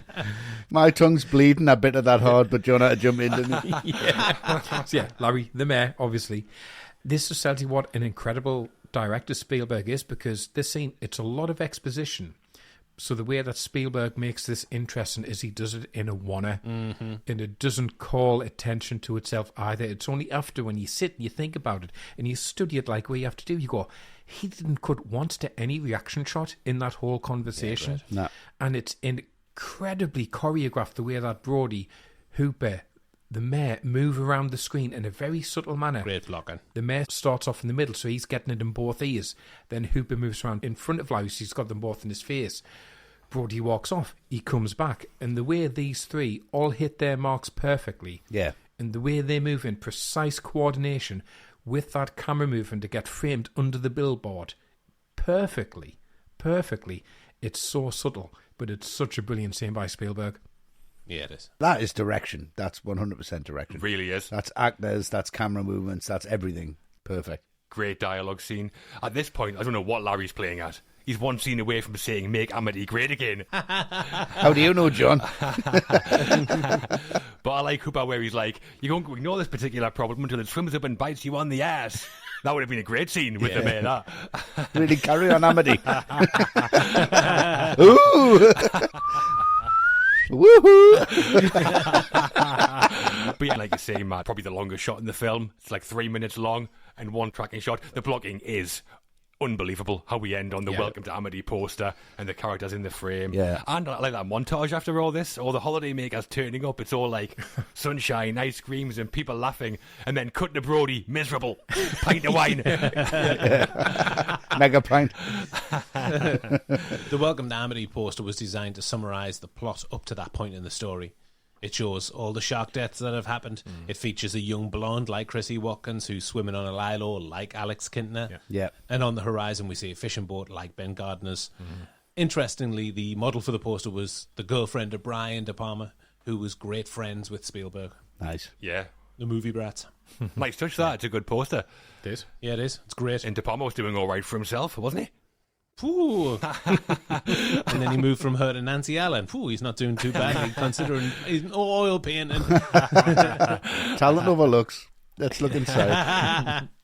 I mean, this whole sequence when the kids have this hoax, and I could just see myself doing this. And every time this happens, like maybe my brother would definitely have done this at that age, and exactly the same. And I would be the one like, "Hey, maybe do it. He told me to do it," and that would be me. Like, but it would have been my plan.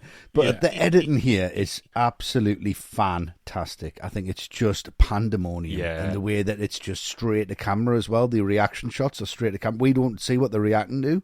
No. So we don't see the hoax until it's too late. The guy who pushes the kids off the inflatable and jumps on himself. What a piece of Yeah, shit. he's awful, him. He's horrible. That horrible tan line is he's like, his shorts are coming down. Like, that's unnecessary. But there's that wonderful moment where the woman's like grasping a child and there's this yellow helicopter that comes behind her. Oh, yeah. And she's screaming. And I was like, this is like an Irwin Allen film. It's like a disaster film. Rooting to the spot, isn't she? She's just like, ah! Yeah. And I think, is that too much? And I don't think it is. But it's put right in the middle of everything else, so everything else kind of bookends that moment. And the thing that struck me with this as well, because Spielberg's in the Blues Brothers, and you know when they turn around and you just see the guys just like pointing the guns at them. Yes. Yeah. I'm like, that's like the end of the Blues Brothers, but Landis just went, I'm going to make this like Jaws, but I'm going to have 1,000 people doing it. I was wondering where you were going with Brothers there, to be honest. A great moment, great editing, great pace, and little shit. I can see me doing that. Little bastards. Little bastards. Yeah, I think in terms of the idea, like a couple of kids pulling a hoax, this feels like something that could have easily been in Jaws 3D. Like, potentially rubbish and played for laughs. Yeah. But here, I love it, because the execution is just so good. Because you never see it. You never see how bad it is. Exactly, yeah. It's just reaction shot. I like the helicopter shot as they patrol the beach. Although, to be fair, if I'm on a beach where there's helicopters flying overhead and about 10 boats full of guys with guns and the chief of police looks like he's going to have a panic attack, I'm not going for a swim. Yeah, I'm sound, to be fair. And they're all in there. The whole town's in there. Yeah. It's crazy. But the shots with the swimmers are great. I love the ones on the waterline where the frame's half below and half above the water. Yeah, classic, yeah. Yeah, and Spielberg definitely used that experience again when he shot the D-Day landing sequence in Saving Private Ryan, I think. Yeah. But by this point in the film, like, every scene's massive. We go from the jump scare straight to the argument with the mayor, straight to this, straight to the pond. It's like relentless. Yeah. Yeah, well, you mentioned the pond there, John. I think this is masterful stuff by Spielberg. Yeah. Much like Brody, our attention is taken by the hawks, and that's such a sigh of relief when we find out that it isn't a shark, even though they are little shits. But when that girl cries shark, then we're thinking maybe it's another hawks. But then there's that incredible shot where the music cuts out, and we see the shark fins silently gliding into the water. Great, Oh, yeah. God, that is so fast as well. Yeah. The honesty in her voice as well. Yeah. Shark. Yeah. It's just like it crackles, doesn't it? It's perfect. Yeah, it's great. It sure reminds me of Basil Fawlty shouting, fire! Fire! Fire! Father! It's fine. Thank you for ruining Jaws for us, John. Jesus Christ. Slapping the shark with a branch from a tree. Gonna give you a damn good thrashing. Just run Manuel into the pond. Have him. Five extinguisher. So that shot with the shark going into the water with Sean in the foreground completely oblivious. Brody is so preoccupied with his shark that he just lets Sean roam around Amity like a hobo child. It's outrageous stuff. And the pond may be for old ladies, but that overhead shot of the shark under the water is chilling stuff. Oh, yeah. Awesome. It's massive, isn't it? It's amazing. And it just floats very, very quietly, very, very slowly. I think it's the first real glimpse that we get of the shark. It is, yeah. The scene then cuts away and then cuts back to an absolute massacre, bloodbath, the Rose screaming, and there's the shark in all its glory. And it's only 3 seconds. Yeah. But it's enough to strike absolute fear. And that severed leg is the cherry on the top of the cake. Yeah, but how weird is that guy? Hey, you guys okay? He's a fucking creep, isn't he? He deserves it, really, doesn't he, Westy? What are you talking to kids for? What's the matter with you? Just one guy in a rowboat Yeah, out it's there by fucking himself. really strange. It reminds me of like someone in the marine park. It's really strange. Well, yeah, we get the panic of the stampede and then the calm when they realise it's a hoax.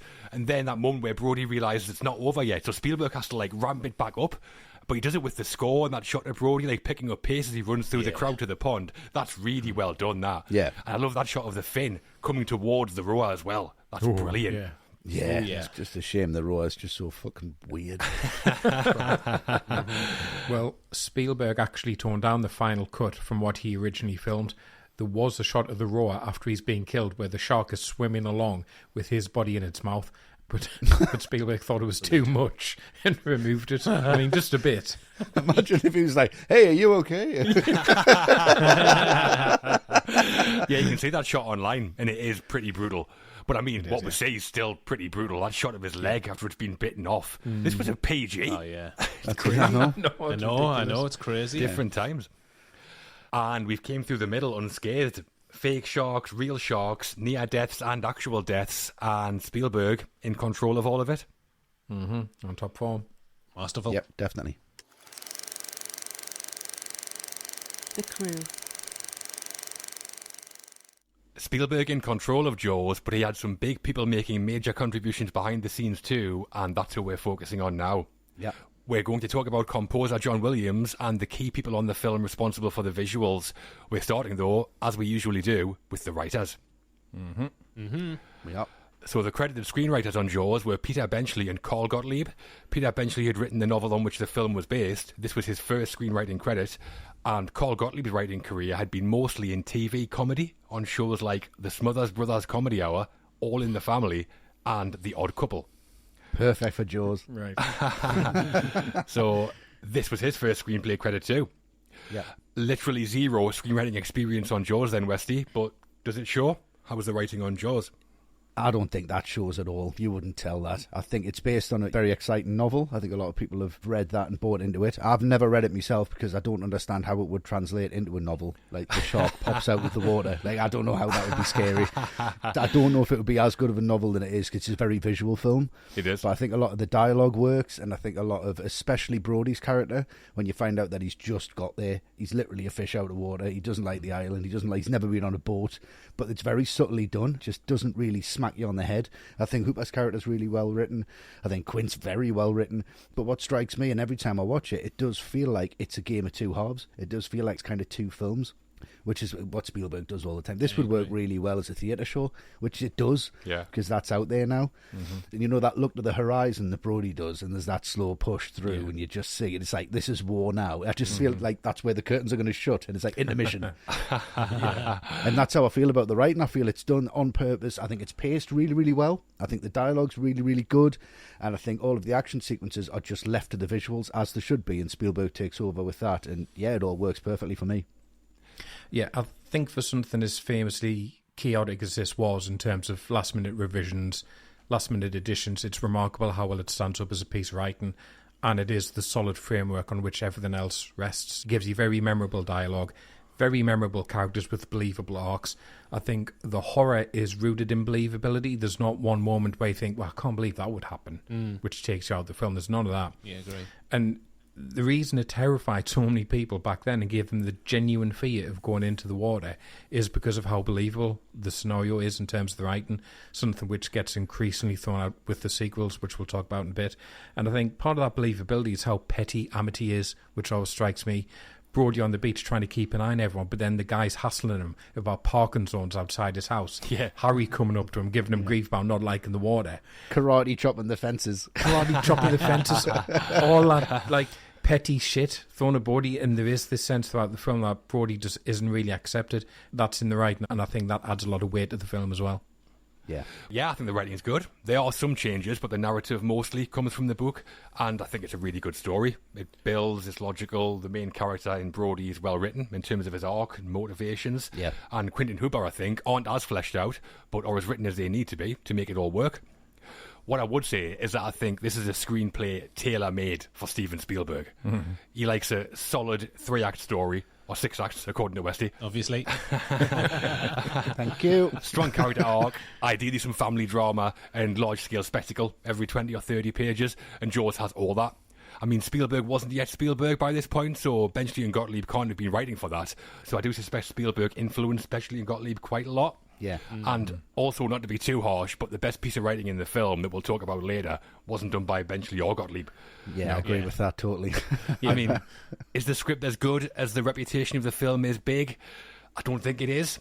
It's elevated by a great cast, it's elevated by one of the most famous scores ever, and it's elevated by the talent of Spielberg. I mean, if you've got Spielberg and Williams both delivering some of their best ever work, you just need a beer mat with like some word scroll on it, and it'll probably turn out all right. Yeah, it'd be fine, yeah. If anyone else had directed this script, it would be nowhere near as good. Yeah, I mean, I'm not saying that's what the script is by any means, because I do think it's a very strong adaptation of a best-selling novel. Yeah. And gives Spielberg the perfect platform to go and do his thing. So the writers do definitely play their part for me. Yeah, totally agree. I think all the beats in the story work. I think the dialogue is great. It often gets characterised as a horror film, and whether you agree with that or not is a different matter. But just like most great horror movies, take away the horror element, and I think you've still got yourself a compelling story in this screenplay. Yeah. Take the shark element away, you've still got a fish out of water story with Brody, no pun intended. Well, I did write it, so there was pun intended, I suppose. And you've got a family being impacted as a result of that. The three main characters are very well written, 3 different personalities leading to a fraught dynamic in the second half of the film, and a wonderful push and pull power struggle between Quint and Hooper. A push-up and pull-up power struggle between Dreyfus and Shaw, I think. And put these characters into any pressure cooker situation, a trading floor on Wall Street, 2 detectives on the beat, it works just as well for me. Yeah. So although Jaws is all about the shark, it wouldn't be as well remembered if the writing didn't support and lay solid foundations for the central plot. Yeah. So in 1964, a fisherman called Frank Mundus made the news when he caught a 17-foot shark off Montauk, and that was what inspired Peter Benchley to write a novel about a killer shark, obviously Jaws, which was published in 1974. Amazing. It was a huge bestseller, so Universal bought the rights and they hired Benchley to adapt it himself. And he did write a few drafts, but Spielberg wasn't happy with any of them and kept asking for changes. But Benchley got to the point where he'd done 3 drafts and just told Spielberg he'd taken it as far as he could and subsequently left the project. Yeah. Is there a father and son relationship? Put it in. Not good enough. Not good enough. I want the moment where they're at the table. Write it. Yeah, he told Spielberg he was written out, apparently. And at that point, Howard Sackler came in. He was a playwright who'd won a Pulitzer Prize for The Great White Hope. So Spielberg was like, Great White Hope, Great White Shark. This is meant to be. He's my man. Get him in there. So Sackler wrote 1 draft and left. Spielberg was young, but he knew what he liked. Yeah, Great White, that was it. Yeah. And Spielberg thought one of the problems with the script was that it lacked any humour. And he was friends with Carl Gottlieb, who plied his trade as a comedy writer, so he asked him if he'd be interested in working on Jaws. Gottlieb said that when Spielberg sent him the script, it had only 1 note written on the front of it, which was, eviscerated. It lacks comedy, so tear the whole thing apart and start again. Yeah, and like we said, Gottlieb and Spielberg were rewriting and making changes constantly throughout production, so it all seems to have been pretty chaotic. Yeah. And Gottlieb had one eye on Dreyfus, and with the ladies, obviously. Obviously. Yeah. So as you might expect, there were quite a few changes from book to screen. So in the book, famously, Hooper has an affair with Ellen Brody, and that was one of the first changes Spielberg made. Outrageous. And Hooper dies at the end as well. Yeah, that change is definitely for the best. Imagine Hooper steaming in with Ellen, doing it on the dinner table. Awful. Plying her with red and white wine. Anyone eating this?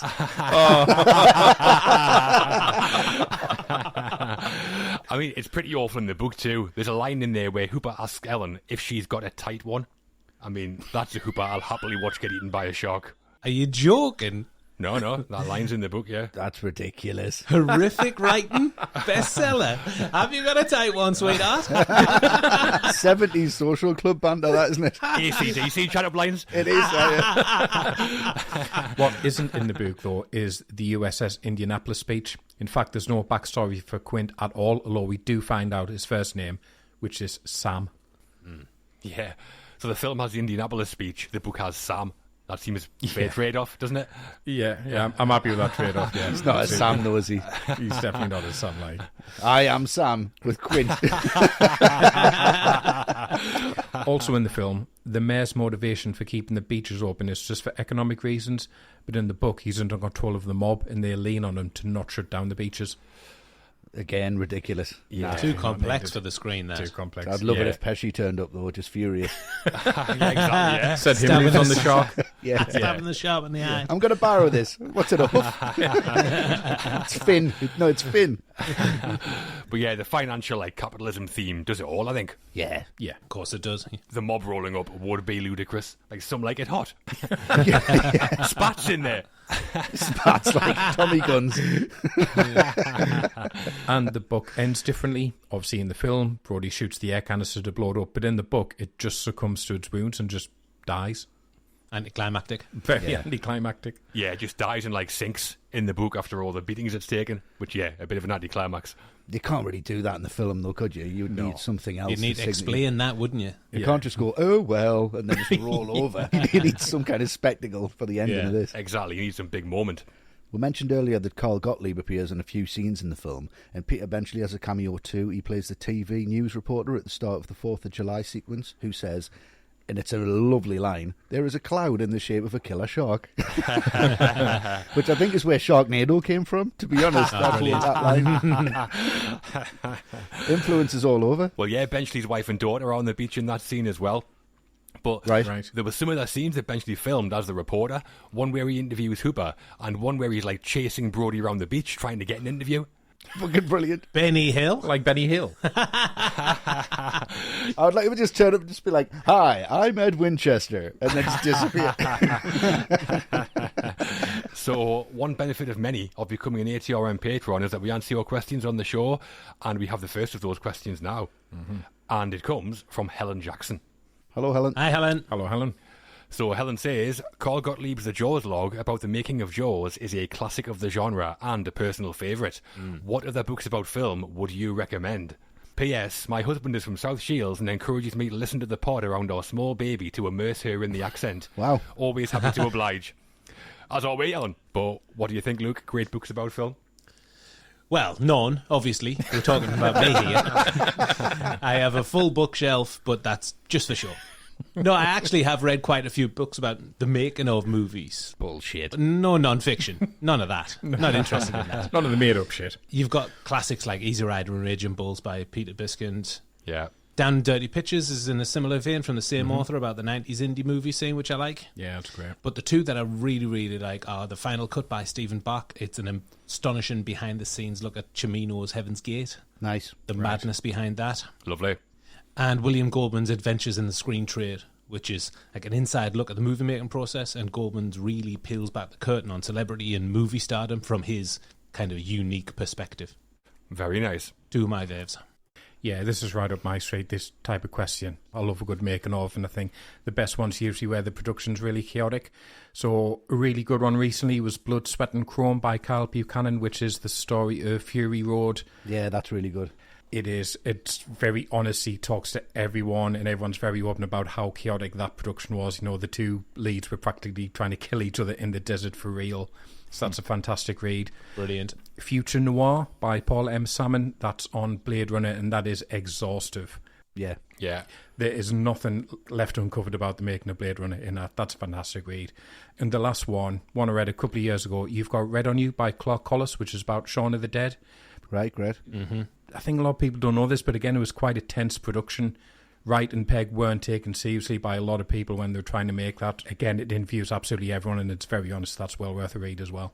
Nice. Very nice. I think Helen's right. The Jaws log is a classic of the genre. It's probably the best making of book that I've read. I'd also throw in Space Odyssey by Michael Benson about the making of 2001: A Space Odyssey.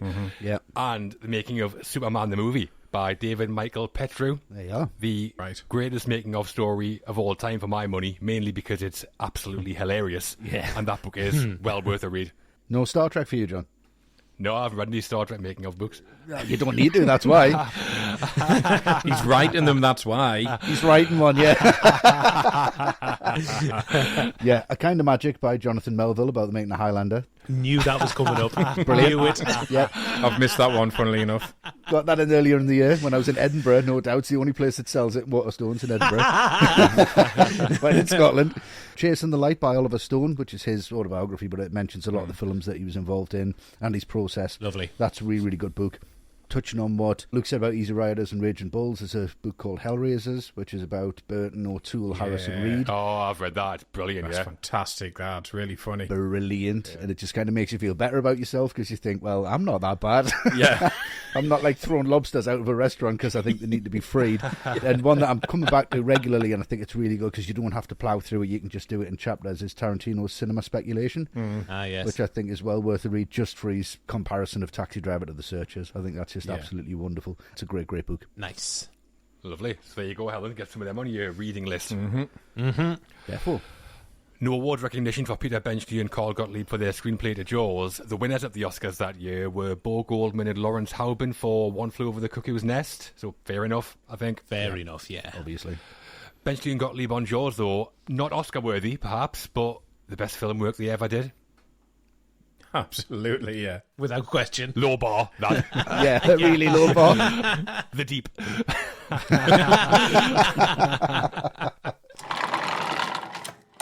Two inexperienced heads on writing duties on Jaws then. Not so with the music. The score for Jaws was composed by John Williams. Jaws was already the 50th film he worked on as a composer. Mental. He'd already won an Oscar for Fiddler on the Roof and been nominated a further 9 times. Right. And he'd already worked with Spielberg, having scored the Sugarland Express in 1974. Yeah. I'm surprised I've not heard of him, to be honest.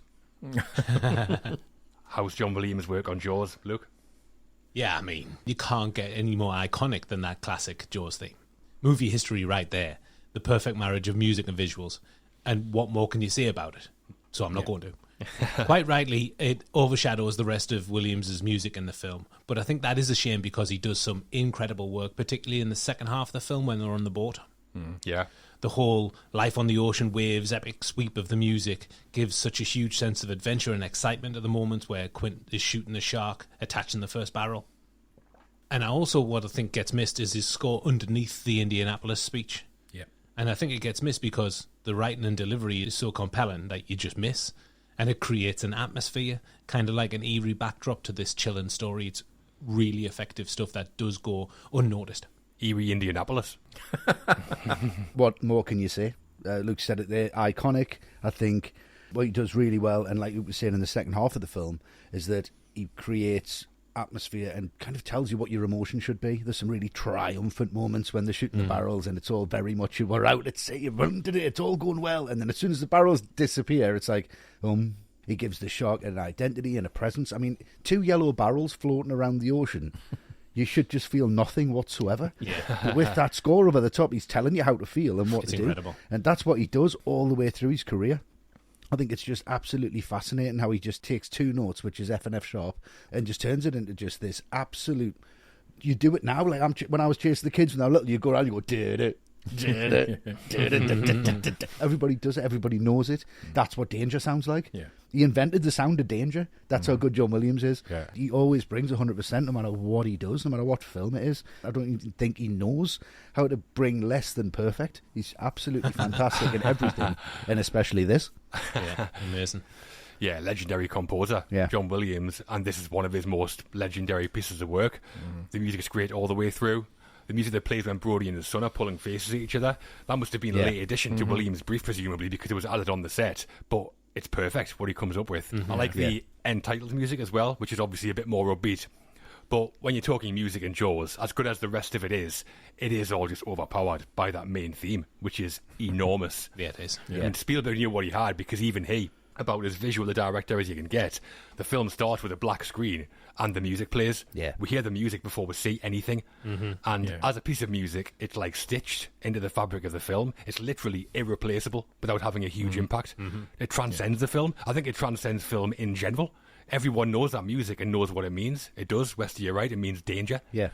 I mean, what can you say? It's surely a contender for the greatest music written for a film, I think. I would agree. With 2 notes, absolutely hands down. It's ridiculous. The first time Williams played the theme to Spielberg, though, he did it on a piano and just played those 2 notes that you're talking about. They hate this. Thought they hate this. Spielberg thought it was a joke and started laughing. I mean, without any context, I can understand his reaction. Yeah, you would do, wouldn't you, surely? That's what you've got. That's all you've come up with. Ding, ding. But he said that Williams had to play it again and again until it started to make sense. And now Spielberg calls the Jaws theme John's greatest contribution to any of my films. 2 notes. Yeah, 2 notes, man. Yeah, it is 2 notes, but it's all the things that he does with it. Yeah. Throughout the film, he like slows it down, he speeds it up, he changes the pitch. The arrangement's different almost every time we hear it. Yeah. And when you listen to the soundtrack, it's got like 30-odd tracks on there, and almost every one starts as its own thing and then morphs into some version of dum-dum. It's the instrumentation as well, and that use of strings, because it just pulls the notes out. It's now. Brilliant. And it's just that sharp stop, almost like a bite. Yeah. It's so visual in its sound, which sounds ridiculous, but it is. You can just see it. You can. Yeah, I mean, it doesn't matter that Spielberg doesn't have a working shark because Williams just fills in the blanks for him. It's just everything you guys have said. It goes beyond being music, and Westy absolutely nailed it. Like, if you have a young kid or you've had a young kid and it's been bath time, it doesn't matter if they've not seen Jaws. You just do the music anyway, and they get scared because it's the sound of danger. It's incredible. Yeah, they do. We have our second Patreon question now. It's on John Williams, and it wouldn't be Jaws without George Anderson turning up, would it? Certainly wouldn't. It wouldn't be. Not at all. He's the shark, but at least he works. So, hi, George. Hi, Jawsy George. So George has said, I firmly believe that the John Williams score propels Jaws from just being a pretty good film to one that has become iconic. Does ATRM agree, and does this Williams factor carry over to other films he's scored? Also, if Luke gives Jaws an 8 like he did in episode 1, then it's farewell and adieu to my fair ATRM. Fair enough. Joke, love you guys, he says. No pressure. Christ, they won't let us forget that 5 years ago. Let it go, George. So what do you think, Matt? I mean, I don't know if it would just be pretty good without the score. I think it would be better than that all the same, but I think George is right. It does elevate it, and I think that's just the gift of John Williams. He can elevate absolutely anything. I mean, I'm really not particularly a fan of the Harry Potter films, but I know the music. The music's really good all the same. It's really catchy, really memorable. Yeah. It's like perfect, isn't it? Yeah. It's always like perfect for whatever film he's doing, yeah. It's perfect. I see you don't have to like the films, but you listen to music, you go, that's spot on for a film about a young wizard at a boarding school. That's what that music should sound like. Like, have you had a day at work where you think, I can't be arsed today? John Williams hasn't. Exactly, no. No, he really hasn't. And I do think there are some scenes that he makes iconic with the music. I think E.T. and Elliot riding past the moon, obviously it's an amazing image, but the image doesn't make you cry. John Williams makes you cry when he puts that music over the top of it. Too right. And I think the other one I want to mention is the first time he drops in the Imperial March in Empire Strikes Back over the Star Destroyers and fly together. Oh, it's brilliant. Wow. That's much more foreboding than it had any right to be. Brilliant. John Williams made me take cinema seriously. That's how important he is. Huge statement. So hang on, so Star Wars, Raiders, but Westy above all that. That's how important he is.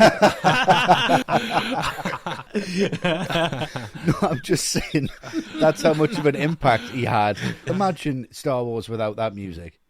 But I'll put it out there and say it'd be pretty fucking terrible. It adds so much. He's like giving Spielberg money. It's like armour. His music's like armour around the film, and it protects it. It protects the visuals. Jurassic Park. I mean, Massive. you just, as soon as you hear that, you're just like, fucking hell. Just, that's how much of an impact it's had on me. And then finally, it's like Indiana Jones. Once I hear that, and that then just that little bubble, I get so excited by it. I think his music's just so effective, so exciting, so powerful, and so important. So yes, the Williams factor on any film will make it 100 times better. Yeah, I'm not sure that Jaws would only be pretty good without John Williams, like George says, to be honest. I think if it just had a good score instead of a great one, it would still be a great film. Yeah. But as great as it is, definitely not. And that's the thing that's so amazing about Williams, this kind of enormous film-transcending score is the kind of thing a composer does once in their career, if they're very lucky. Yeah. John Williams has done it, 5 times? 10 times? A lot. Yeah. Obviously, Star Wars, E.T., Jurassic Park, Raiders, none of those are as good without John Williams. No. My personal favourite piece of music he wrote, though, isn't Spielberg or Lucas. It is the main theme for Superman. Yeah, of course. That is a piece of music so perfect for a character, I could cry just talking about it. Yes, it's outstanding. So, to answer George, yeah, I think the impact Williams had on Jaws, he has pretty much had on some of their films as well. I'm getting really excited talking about Williams here. Like, I'm glad this bit's over. Fucking hell. Yeah, I mean, we're talking about a living legend here. Probably one of the biggest names in movie history. Yeah. I agree that the score here really elevates the film to becoming instantly iconic and recognisable using only 2 notes. I think he propels pretty much every film he's worked on with Spielberg, Raiders, E.T., Jurassic Park. You've mentioned them all. I do think, though, that Spielberg has made him what he is as well. Oh, 100%, yeah. They're like Lennon and McCartney. Yeah. Yeah. Greater than the sum of their parts. And he had been doing movie scores, you mentioned, John, 15 years before this, Oscar winner, but I don't think anywhere near as iconic as this. No. Westy, you may argue the Tower Inferno. Oh, the Tower Inferno's fucking massive. But I think Jaws seemed to light a fire under him. No pun intended. Yeah. Fire. Not again. Father! And Spielberg's his muse and vice versa. And then after Jaws, like 2 years later, he just throws out music for Star Wars like he's shooting fish in a barrel. Yeah. Outside of Spielberg films, you can't go wrong with, like you said, Superman, didn't hear Home Alone from what you were saying, and Brilliant. Yeah. JFK all have the Williams factor. Yeah. And his score for The Phantom Menace is only one of 2 good things about that film. Yes. Yeah. Correct. The other thing is lightsabers. For his work on Jaws, John Williams won an Oscar for Best Score, his second, and for us, difficult to overstate the importance of John Williams' music on the film. No, impossible to overstate how important it is, to be honest, yeah. From the audio to the visual, and we're going to talk now about how Jaws looks. A couple of areas to get into here as we talk about the cinematography and the work of director of photography Bill Butler, and also the visual effects, mainly that damn mechanical shark. Yeah. Westy, as if I need ask, which are you going to talk about? Well, I'm going to talk about Billy Butler. He's my kind of guy. Billy Butler. Bill Butler. He's just a very classic. You wouldn't have a phone, would he? Like, ever. Bless him. He died last year, 101 years old. Wow. Very, very, very, very good cinematographer. And the work here is just technically brilliant. Everything's in camera. Everything's done for a reason. And he brings so much to this that Spielberg can just turn around and say, Bill, can you do that? And he'll say yes. You know, for a fact he can do it. You know, he's got a real penchant for this classic technique, and I think that's what Jaws is. It's a classic cinema technique film where you can feel like the lens is attached to the camera, you know, it's just solid. There's these big mechanicals behind it. Like, he hasn't saved any time at all. Everything just feels very thorough. And the opening sequence being shot day for night when Chris is diving in the water, and which cuts back to the sunset shot when he's falling on the beach. It just cuts together seamlessly. And to shoot day for night into a sunset is a challenge in itself, but you don't question it whatsoever. Not at all. Especially in 1975. I mean, look at that day for night in Deliverance. Yeah, which is awful. Miles apart, it's horrific. So even that by itself kind of just bewilders me, but I just think he's one of them people who's so technically proficient that all the trouble that Spielberg had on this film, I think he could fall back on two people. One of them would be Bill Butler, and the other one would be John Williams, as we spoke about, for people to absolutely give him a safety net. And that's what we get with Bill Butler's work on this. I think it's flawless. I think it's wonderful. Some things are framed so nicely where it's in Spielberg's head, but you need somebody to pull that out and make it work, where there's a reflection of the barrels going past where Brody's looking through, so you get it all in one shot. You know, there's split diopters in there. All of these things are absolutely in his canon, and he does them so perfectly, so flawlessly, that you just kind of go, God, it's just fucking wonderful work. I agree. It's fantastic. I mean, we've talked about the visuals all the way through this episode, because how can you not? It's also cinematic. Yeah. Like dolly zooms, tracking shots, static shots, close-ups, silhouette, loads more. Spielberg's arsenal is already massive, and Bill Butler does a brilliant job of executing all of it. Yeah. They already worked together, Spielberg and Butler, on Something Evil, a TV movie, and Savage, which was a TV pilot. Oh, yes. So Spielberg must have been impressed by what he'd seen to get him back in here, and Jaws kind of shows why. Yeah. I mean, yeah, the day for night shots alone, that's probably the best day for night I think I've ever seen. I didn't know it was day for night. Yeah. Normally you can tell a mile off. And I mean, because of all the issues they had, they missed the deadline by miles, but the end product of what we see on the screen, delivered under lots of pressure, outstanding stuff from Bill Butler and his team for me. Yeah. Looking at Jaws from a visual point of view, I just think the location is so idyllic. Yeah. It's the picture-perfect spot. I mean, who wouldn't want to visit this place for your holidays? I'd love to go there. It looks brilliant, yeah. Oh, it's incredible. It's like Shields, but sunny. And I really love the juxtaposition of the terror that besieges this idyllic town, striking absolute fear in a place where people come for sanctuary. Yeah. And I think the scene that really hits that home the most is when those people come from the mainland and engulf the town. It's almost as if they're being delivered as shark bait. Yeah. And some of the compositions in the film capture both the beauty and the beast of Amity, like that one at the start when Chrissy dives into the water in the opening scene. Incredible images. You want to go, but then the shark appears. I don't want to go. Yeah. No way. I just want to have a shot on that ferry. Looks great. Yeah, take us back now. It's incredible. Yeah. And one of the issues was, as we've said earlier, no production had shot out at sea as much as Jaws had at the time, so Butler and the crew had to create solutions to problems they encountered along the way. So Spielberg told Butler he wanted the audience to feel like they were drowning, so Butler created a water box that would house the camera and allow it to go above and below the waterline. Magnificent that. Yeah, you had experience shooting documentaries, and I think you can see that here. Quite a lot of it seems to be handheld. Same as Dickens as well. If you come from a documentary background, then you can add that realism to the actual picture, and it makes it even scarier. And they then built a special raft for the water box that could be raised or lowered using pontoons, and this allowed them to get shots at different levels above the water. Yeah, so like in the pond, you know the shot where the camera like glides past Michael when he's in the water, but it's a bit above him? Yeah. That must have been done using this raft. Yeah. Nice. And they also used a spray deflector which would keep water droplets away from the lens. And the only time this wasn't used was when they filmed the stampede out of the water. Yeah, to kind of contribute to that feeling of chaos combined with the handheld stuff. Brilliant. Yeah, I love It that. just puts you in there, doesn't it? I think there's one time as well towards the end, I think when the shot comes out and Hooper ducks out the way and the water hits the lens, but that's kind of the only time it happens, really. So well done. Butler also worked as DP on The Conversation, Cuckoo's Nest and Grease, among a load of other films. In 2003, he received the American Society of Cinematographers Lifetime Achievement Award, and when he did, Spielberg wrote him a letter saying this: "You were the calm before, during and after every storm on the set of Jaws.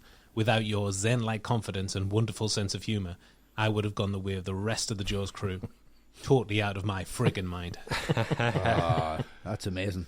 Lovely, that. Yeah. Also on Jaws, Bill Butler's chief camera operator was Michael Chapman, who went on to be DP for Martin Scorsese on Taxi Driver and Raging Bull. Incredible. And some of the shots they had was real footage of sharks taken by two shark experts, who we'll talk about a bit later. So, I mean, on the whole, that camera team, Spielberg, Butler, Chapman and real footage, like a super group. Yeah, the Travelling Wilburys. Crosby, Stills, Nash and Young, yeah. And as we mentioned, Michael Chapman said that Spielberg originally wanted to nail the camera to the deck of the Orca, so the foreground was static and the background and horizon would be in constant motion. I feel seasick just thinking Yeah, about that's that. awful. That. They had to ditch the idea when Butler and Chapman said people will be thrown up in the aisles. That's just too much. Yeah. I think some people were throwing up in the aisles, but not for that reason. Yeah. Yeah, I think that's Spielberg taking John Ford's advice a little bit too Yeah. far. Like, if it's in the middle, it's boring as fuck. So just move it constantly. The other thing I think we have to talk about is the shark and the effects, because they do have a bit of a bad rap, to be honest. And obviously that comes with the caveat that Spielberg was trying to use them as little as possible. But I think when he does, I think they do look good apart from the end. It's only when it flips itself up onto the Orca, that's the only time you go, yeah, now I see why he was hiding it for so long. But I think the other brief glimpses work really, really well. I think it's terrifying when it's gobbling down the roar in the pond. I think that looks fantastic. And I think the other effects work that doesn't really get commented on as much are the makeup effects. You know, Chrissy's arm, just that brief shot of her arm being held up. Yeah. The explosion of blood when Alex gets killed. So overall, Yeah. I think the effects are better than they get credit for. Yeah, Quint's death as well. I think that's fantastic. Oh, Jesus Christ, yeah. something else. It is. I'm quite relieved when it looks fake, to be honest. I'm like, oh, fuck But yeah, it has become a bit fashionable to slam the shark in Jaws like as an effect and say that it's rubbish. Even Back to the Future 2 got in on the act, like we said before. Yeah. Yeah. And I mean, does it always look totally real? No, it probably doesn't. I think it's mainly the eyes. It's got like those black eyes, like a doll's eyes, obviously. Yeah. And when we see those, it does make the model look a bit lifeless. But I still like it. The appearance of the shark doesn't ever ruin the film for me. No, me either. At the end, when we see more of it, as it attacks Hooper in the cage and then Quentin Brody on the Orca, I always buy it. Never takes me out of the film. Yeah, I do. Nah, not at all. So it's always been fine for me.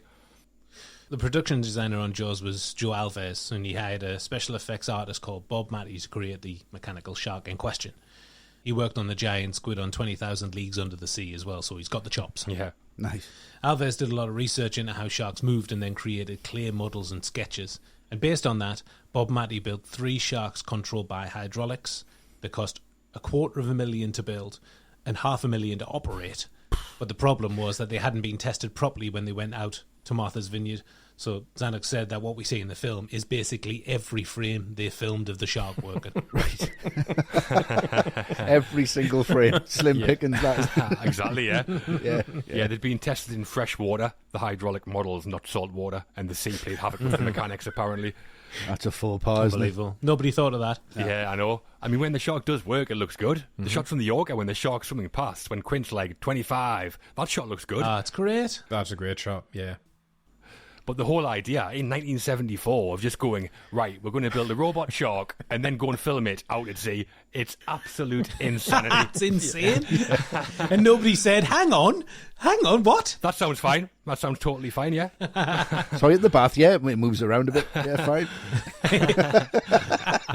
And Spielberg had a couple of names for the shark. One was because of all the problems it caused. He named it the Great White Turd. Disgusting. Needs more humour. You can see why he put that in the script calling that.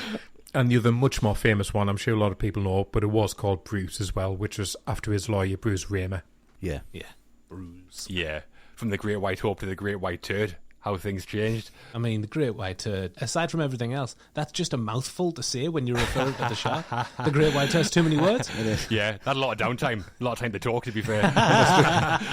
Everyone was like, oh, for fuck's sake, he's the director, laugh. Honestly, just laugh, he's the director.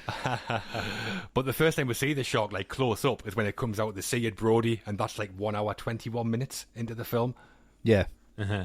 The other special effect Joe Alves worked on was the orca. They bought a Nova Scotia tourist boat and refurbed it. There were two orcas, one which was the boat they would film on, and the other was used for the end when the orca sinks. It had no bottom, and they used barrels to lift or sink it in the water, as they wanted to. Great. Yeah, so the stern of that boat was like made of balsa wood as well, so it would splinter when the shark crashes down on it at the end after the special effects boat. Great. Yeah. Right. No award for the visuals in Jaws, but over time, so many of the images we see have become timeless.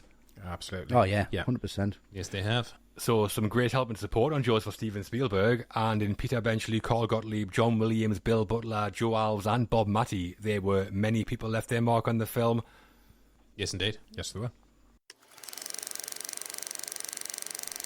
The end. The final act of Jaws, and with the mayor having hired Quint to kill the shark, we leave the island aboard the Orca with Quint, Brody and Hooper. We're going to be talking about the climax, where all of our guys get their moment with the shark, but before that, there's some huge scenes aboard the Orca. Huge, indeed. So, having set sail, it's not too long before the three musketeers find themselves up against the shark. In the scenes aboard the Orca, we get some iconic lines of dialogue, epic speeches, and a lot of shooting a fish with a barrel. We're shark hunting, Luke, by land or sea or foam. Yes, we are. How do you find it all? Wonderful. And you said about iconic dialogue, and that's the moment that I love here, the iconic bigger boat moment. Massive. Yeah. Scheider's dialogue is great because he's getting very angry at this point. He said, you heard him, slow ahead. I can go slow ahead. Come on down and chum some of this shit. Yeah. Really angry. And this moment is amazing because Brody isn't looking due to his anger, and it takes us completely by surprise when that shark rears its ugly head. But that's such a well put together shot considering the problems they had with the shark. That's remarkable. And when it cuts to Brody as he bolts upright, scared stiff, he is the audience in that moment. It's the reaction shot that makes it, isn't it? It's the editing here that really shines. It is. And the you're going to need a bigger boat line works because we haven't really seen the shark yet, or at least we haven't seen the magnitude of it. Yeah. Brody's face and that iconic line tells you everything that you need to know. And I think the reason that it's taken on this legendary status is because of what it represents within the narrative. This is when we know what they're up against. A 25-footer. 25. The shark comes at them and then circles the boat as if it's taunting them. And it does look magnificent. To go back to what you said about the special effects, it looks amazing because it does get a bad rap for looking fake. But I think that's the sequels, to be honest. Yeah. Well, yeah, we'll talk about that. I wish we weren't. Briefly. And that iconic line, you're going to need a bigger boat. That wasn't in the shooting script. It was ad-libbed on the day by Roy Scheider. Which is brilliant. Yeah, a great ad-lib. A no-brainer to leave that in, surely. Of course. Absolutely, yeah. But I like the way that they draw this conflict between the three guys when they're on the boat. There hasn't been a cross word between Brody and Hooper to this point, but Quint, he could start an argument in an empty room. That guy. Absolutely. I know the feeling. And some of the shots as well. We get that shot just before this when the orca's leaving the marina, and we watch from Quint's shack through one of his shark jaw bones. Oh, that's incredible. Crazy shot. Holy shit. But then there's like a bigger one actually on the orca, isn't there? Yeah, that's right. Yeah. And then the one on the orca where Quint's standing on the parapet, like silhouetted against the horizon. Unbelievable. Beautiful. I mean, you have to talk about the moment coming up, which is my favourite moment, which I think is everyone's favourite moment. It's everyone's favourite moment, of course. It is everyone's favourite moment. It is, of course, the Indianapolis speech. Oh. Because I don't think anyone has ever sobered up as quickly as Hooper does here, have they? That's that. Yeah, it's instantaneous. It is instantaneous. That segue from him and Quint finally starting to get along, comparing scars, which is really funny, and then boom, what's that one? And Hooper's hysterics at Mother just shuts the fuck up at those two words. USS Indianapolis. Yeah. Which Shaw delivers really subtly. Like, he doesn't go big with the delivery, and it's all in the way he just gently clutches Hooper's arm at the time, as if to say, I'm not offended, but just stop laughing because I'm going to tell you some bad shit. Yeah, lovely moment. And it's like the air just gets sucked out of the room. Beautifully judged sound design, the lapping of the waves outside, the creaking of the boat, perfect use of the score, which we've already talked, which is really subtle in this scene. And then the result is just absolute cinema magic. It's an incredible actor with an incredible monologue for 5 minutes. And Shaw just delivers every line perfectly. He wrings every nuance out of this speech. And there's so many highlights in just this 5-minute monologue. The story about Herbie Robinson, about how he was more scared when it was his turn to be rescued. He'll never put on a life jacket again. You don't need a flashback. It's just hypnotic to sit there and listen to this. And by the end, you totally understand Quint's character. You understand why he got that tattoo removed. And the way he ends this anyway, we delivered the bomb. And just that little smile. Mm-hmm. Like, the psychological ramifications on him are so clear. And by the end, it's not Brody and Hooper listening to Quint. I think it's generally Scheider and Dreyfuss just watching Robert Shaw in awe of him delivering this speech. Nice. Yeah. He even takes his hat off at the right time. Yeah. It's just perfectly judged, perfectly timed. Like when he knocks the table like 3 or 4 times, Yeah. does that knock? Yeah, it shows his whole psychology. He's still waiting for his turn. He always will be. Yeah. And that's the whole point of the film. Yeah. And that's the whole Nice. point of the character. Yeah, I think this moment hits so hard because it comes right after that moment that you were talking about, Matt, that moment of levity, when we desperately needed it between these two. We did, yeah. Quint and Hooper coming together over their battle scars. So we're all having a great time. They're all having a great laugh. He loves that mother joke. Yeah, he does. Like nobody's ever loved a joke like that in their life. Massive sing-along as well, having a great time. Massive. It's a great, as well as like Quint and Hooper's meals are finished, but Brody's never touched his meal. So they're comfortable and he's so uncomfortable. It's just brilliant. I love how Hooper's playing the drums when they're singing Show Me the Way to Go Home. Brilliant. Laughing at his own jokes, playing drums on the table. Is this me? But then Quint comes in with this earth-shattering story, like you mentioned, Matt. And I think it strengthens everything we know about Quint. He is one tough mother who's seen more despair than we could even contemplate. And also, I think that knowing this about Quint, it feeds right into the ending. I think he was destined to die at sea, and I think he knew his time was up well before the shark gets him. Yeah. I mean, he talks about his friend being bitten below the waist, which is how he goes. He's preempting it. It's all there Of course he is. to look at. Yeah. Yeah. Yeah, it is one of the great movie monologues, I think. He delivered the bomb all right, did Shaw. Massive. Yeah. And so. For anyone that might not be aware, the USS Indianapolis was a real ship in the US Navy that was torpedoed during the Second World War by a Japanese submarine. Yeah. So 900 sailors abandoned the ship into shark-infested water, and only 316 came out. Jesus. The speech wasn't in the book because the story had only been declassified by the US Navy a few months before filming started, so it was written for the movie. Wow. Red hot. Yeah. I think the truth of the matter is, though, the sharks picked off mostly dead people, but it's still like to paint that picture, like however he sees it, is how he sees it, and I buy that completely, regardless of the truth. Yeah, in writing the speech, it was famously very collaborative. When Howard Sackler was working on the script, he thought Quint needed a backstory, so he came up with the idea of using the Indianapolis. Great idea. It was a great idea, probably the best idea we had. So his crack at the speech, that ended up about a page long. Spielberg took that and he happened to mention it to one of his pals, John Milius, who asked if he could take a crack at it. His effort ended up a 10-page long monologue, which Robert Shaw looked at and went, I can't do a 10-minute speech. So he took it away, redrafted it down to 5 pages, and that's what we get in the film. Big Milius Walter. Yeah. And I watched my friends die face down in the ocean. Yeah, John Milius wrote Apocalypse Now as well, didn't he? Yeah. Yeah, a draft of it, yeah. So he's got some decent work examples in his portfolio. Yeah. And when they filmed the scene, Shaw thought it would be a good idea to have a few drinks, as he probably would all the way through his career, I think. Yeah. So as Quint had been drinking in the film, he thought it would kind of tie in, but he had too much and got absolutely hammered, so he couldn't deliver it properly. And apparently the next day he apologised to Spielberg and said, just please give us one more chance, and then just did it in one take the next day, straight down. Brilliant. Wow. If there's footage of that first attempt, I want to see it. I want to say it, yeah. That'd be brilliant. Pissed. Bowie delivers. Probably just started singing Show Me the Way to Go Home. That's where that came from.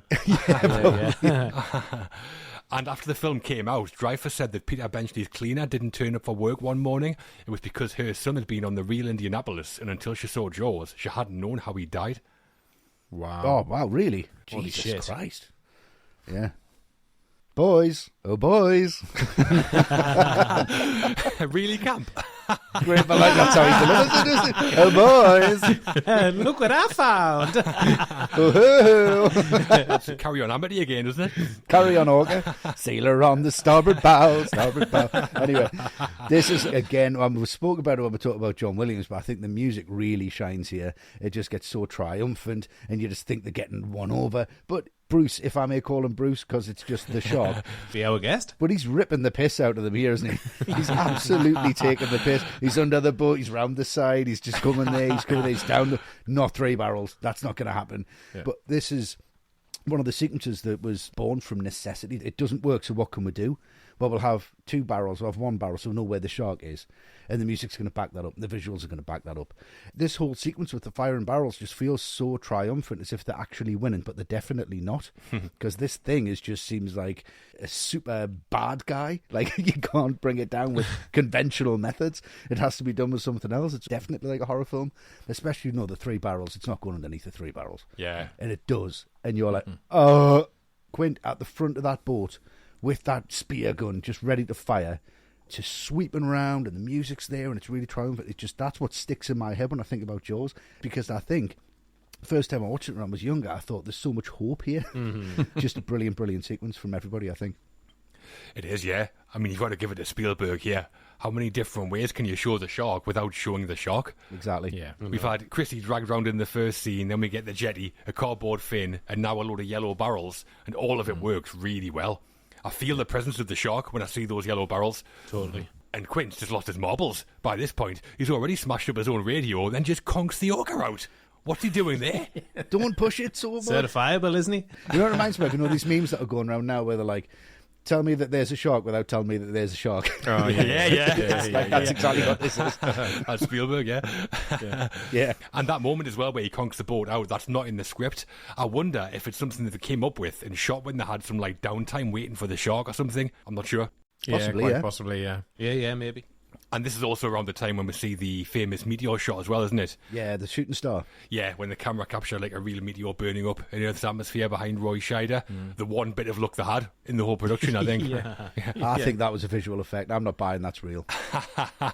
I'm surprised it didn't come hurtling towards the orca. The other bad luck they had. That's what crushed it. Yeah. Some huge moments there then, including a huge speech. Let's see how it all plays out, should we? Let's do it. Let's. The climax of Jaws sees payoff to the stories of all 3 of our main characters. First, Hooper faces off with the shark in the cage, then Quint is eaten alive by the Great White, before Brody blows it to Kingdom Come. Yep. You got no spit, Westy. How was the climax with the shark? Oh, I mean, the bit when Hooper goes down in that cage. Don't do it. Don't do it. But I just love the way that this is cut together. It's just, again, visually brilliant. Like, that shark's going to tear this thing to pieces. Well, have you got a better idea? And then it cuts back to Brody, and then the whole cage just lifts into the frame. Love that. It's fucking brilliant. Yeah. And they're all working together, and there's that low angle. That shot kind of reminds me of the A-Team, like in the 80s. Like, they totally ripped off this whole sequence. Well, they come back and there's a massive nuclear warhead or something. Exactly. They built their own shark. And as soon as he goes down in that cage, you go, okay, right, I don't want to be here, but we are there. And the silence is deafening as soon as you go into that water. Oh, it's brilliant. It's absolutely ridiculous. And I think every single time, even now, Hooper's done for. But the bit I love just before this is when Brody taps him on the head and just points and he gives him his glasses and they just kind of smile at each other. That's a really lovely moment. Puts them in his mouth, though. Disgusting. Well, yeah. He won't need them again, fine. It just shows their closeness and their understanding, I think, is really, really good. Then that music kicks in. And you go, and it comes from the back. Just that lovely shot where he just takes the cork off the end of the... Yeah, I love that. Sounds great. Yeah. And then when that whole cage is just broken open and there's that gap in the front of it, honest to God, I just get absolute palpitations. I cannot handle it. And then we cut back and you go, how intelligent is this thing? Because it's going to pull the boat under using this. Well, it gives him the slip, doesn't it? And it appears over here, like, here I am, and then it comes up behind him. At this point in this film, I just think everything's falling apart and it's brilliantly done. It is. It's amazing. Yeah, there's loads of moments in Jaws where I find myself asking, what would I do in that situation? Like, would I jump into the sea to save someone from a shark attack? No. Nope. Definitely not. Well, the moments before Hooper goes under the water, I'm pretty sure there's no chance I'd be doing that. No chance at all. And Dreyfuss plays Hooper's fear really well. That line, "I got no spit," that's not in the script either, so Dreyfuss ad-lib, I assume. Yeah, that's really good. Great. Really good. And in the book, this is the point that Hooper dies. The shark destroys the cage and takes him with it. Yeah. I'm glad they changed it, though. No way could I handle seeing this Hooper getting chomped by the shark. Oh, it would have been awful. Definitely not. It would have been horrific. Totally unnecessary. And the visuals, Hooper and the shark like this close to each other is great. Yeah. And for the last 4 decades, whenever I see like a wildlife program or something with somebody going underwater in a cage, I always think of Jaws. Yeah, absolutely. Maybe the most visceral moment in the film for me. Yeah. Definitely. We mentioned earlier that Spielberg used some real footage of sharks, and most of it comes in this cage sequence. Yeah. Ron and Valerie Taylor were 2 shark experts sent to shoot footage of sharks off the coast of Australia with a stuntman in a cage. The sharks were only 14 foot rather than the old 25-footer, so to make them look bigger, Spielberg used a small cage with a small stuntman. So Carl Rizzo, who was 4'11", was hired. Wow, okay. Only 14 feet. I mean, that's still it. 14 feet too long for me. Should have got Ronnie Corbett in. He was big at the time. What's wrong with him? Imagine him taking his glasses off, the ones fit in your mouth. Ronnie Corbett was never big. I don't think Corbett had the dexterity that Rizzo did, to be honest. No, he would have been eaten alive. That's goodbye from him. And when they were about to put Rizzo in the cage, one of the sharks got tangled in it and started thrashing about. And that's the footage we see in the film where it looks like the shark is destroying the cage. That's terrifying. It is, well, here's the thing Ron Taylor said, if Rizzo had been in the cage at the time, he would have definitely died. 100%, yeah. Yeah. And he also said that Carl Rizzo refused to go back into the cage after that, which is fair enough, I think. Not surprised. Imagine, like, Carl, back in your cage. Come on. No. Villashire, get out of there, man. No, thank you. After this, you get the scene which has haunted me ever since I first saw it, which is Quint's death, because I can vividly remember watching this for the first time. I was with my older sister. We were in her room. It was on this crappy little portable TV. No idea how you could make anything out. It was so small and fuzzy detail back then. But she'd seen it before. So when Quint gets bitten and the blood spurts out of his mouth, like my little mouth was just open in horror. But she pretended to be sick in her hands and threw it at me. But it was actually hair mousse that she squirted into her hands because she knew this bit was coming up. Elaborate prank, this. Elaborate setup. Really elaborate setup. I've never gotten over it. It's scarred me for life. Like any argument we have, any disagreement, it will come back to, yeah, but do you remember when you showed me Jaws? And Quint died. It always comes back down to that. New nickname for you, Maddie Moose, Maddie Moose, Maddie Moose.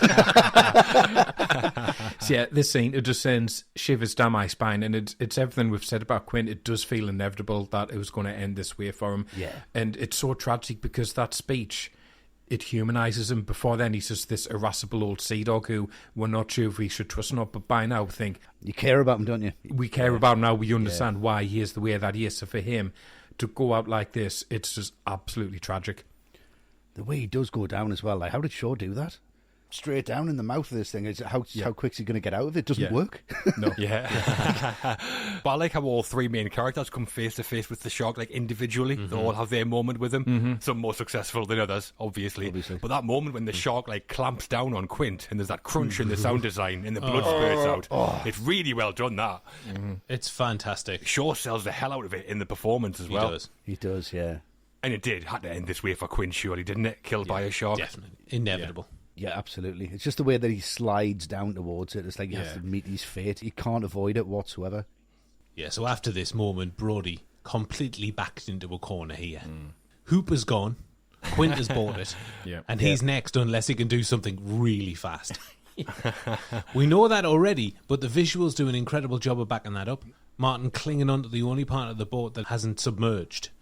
But it won't be long before it does. It's almost like the burning down of a fuse on a stick of dynamite. Yeah. We're down to the quick here. This is the very end. If he doesn't do something now, he's done. Yeah. Love that overhead shot of Brody sticking the shark in the face. I mean, that shark gets a lot of like machetes and knives in its face. And when it goes and then comes back, Martin says, "Show me the tank, show me the tank." I think it's a little bit heavy-handed exposition. This, you know, if you're listening, this is what I'm aiming for. That's why it explodes. But I think it does work for me, because I think in moments of absolute adversity, you kind of do talk to yourself and give yourself a little bit of a pep talk. Yeah, I buy that, to be honest, I buy it, yeah. Yeah. Yeah, in panic, you'd be like, come on, please, just show us that tank. Yeah. But that visual of Brody leaning against the mast, rifle in hand, smile you son of a bitch. What an image that is. Amazing. Beautiful. Yeah. It is a great way to finish. I know some people say that shooting the gas tank wouldn't cause it to explode in real life, and fine. Oh, blah, blah, fucking whatever. Exactly, yeah. Wait till you get to Jaws 4, see how it dies then. Yeah, exactly. But yeah, exactly. After everything that's happened, you've got to come up with a satisfying way to kill the shark. Yeah. And how do you do it? This is satisfying and then some, to me. Obviously, you've got the line, smile you son of a bitch. There's an awesome underwater shot of the mechanical shark swimming towards Brody where it looks totally real. Yeah. And then the explosion, Yeah. blood and guts everywhere. Could have been ridiculous, but the way they kind of roll it all out, it's just like the perfect blockbuster climax. It is. Amazing, and the last thing you see is the dorsal fin just disappearing into the blood. That was the first thing you would see, and that's the last thing you see when it dies. Brilliant. It was absolutely wonderful. And he saw this in the book when he's doing research about it. You actually see a tank in the mouth of the shark in the book. That's right. It's his education. Brilliant. Yeah, it is. It's actually just a dad protecting his kids, because that's what spurred him on to do this, because the shark attacks his kids in the pond. So that's it. He's had enough. And I think Spielberg was influenced of the moment in To Kill a Mockingbird when Atticus Finch shoots the rabid dog to protect his children. All right, yeah. All right, yeah. And he says, I haven't shot in years. I don't know what I'm doing. It's the same rifle. It's exactly the same thing. He's protecting his children. Both got the glasses. But I mean, Atticus Finch didn't say, smile, you son of a bitch. But apart from that, it's pretty much... Would have Pretty improved much it if he did, like, wouldn't it? That's what was missing from the film. Saying that to a dog, you get cancelled. gas tank in its mouth. But no, that's where Spielberg got inspiration from that, and I think it really works. Yeah, we mentioned earlier that the book ends differently, where the shark dies from its wounds, and Spielberg changed it to what we see here. Apparently, Benchley was so furious that they changed it that he stormed off set, but he later said Spielberg was right. I mean, he was. Massively right. No excuse for anything other, to be quite honest. I know. I think depending on what you read, Benchley either stormed off the set or was thrown off it. Like, get out, Benchley. But what's he thinking? It has to end like this, doesn't it? It can't end any other way now. We're seeing it. Yeah, the last shot scheduled during production was of the shark blowing up. They didn't have it ready in time, so Spielberg said to Bill Butler, well, I'm still leaving. You shoot in the morning. He's had enough. I don't know. Yeah. I would have thought after everything you want to see that fucking thing blowing up. Yeah. Probably had a party to go to. But that's now became a tradition, I think, in Spielberg shoots. I think he never directs the final shot himself. Right. Oh, really? Didn't Fincher do that in The Social Network? Yes, he did, yeah. Left it to Sorkin to do. Yeah. I just want to talk about the very, very end, because it always makes me chuckle that the credits are over and done with so quickly. And I think that's just another indicator that Spielberg is such a hired handy, because every Spielberg film after this gets a proper credit crawl. Hey, it's just get it over and done with. Yep. Exactly, yeah. As soon as the shot blows up, it's finished about 20 seconds later, it feels like. Yeah. And I don't know if you've noticed, but as the end credits are rolling, we have the shot of the, like, Amity Beach in the background. Yeah. You can see Brody and Hooper as two little dots swimming to shore. And if you watch the credits to the end, we can see them get out of the water as well. Yeah, they make it, don't they? Lovely. Yeah. Should have had them eaten by a shark. Imagine. I think on the big screen that would have made more sense, and I think in 74, 75, that's what they're looking for. Yeah. It's harder to spot on the TV, but it's definitely there. Yeah, it's great. And like that, it's the end. Huge climax to Jaws, one of the most famous finales out there, and not to Peter Benchley's taste maybe, but we think it works pretty well. It's definitely to mine. To everyone else's. Perfect ending. Reception and awards. We've been through the film, but it isn't the full story of Jaws without talking about how it was received as well, is it? Nope. Not at all. You got city hands, Matt. Been counting money all your life. I wish. So who better to talk about Jaws at the box office than you? Indeed. So, the original budget for Jaws was $4 million, but after all the problems we've talked about, the missed deadlines, it wound up costing $9 million. But despite all the issues, it was still a massive hit. Before Jaws, no film had taken more than $100 million in the US. Jaws ended up taking $260 million. Wow. Wow. Yeah. Woo! And globally, it took $470 million at the box office, which made it by far and away the highest grossing film ever at the time.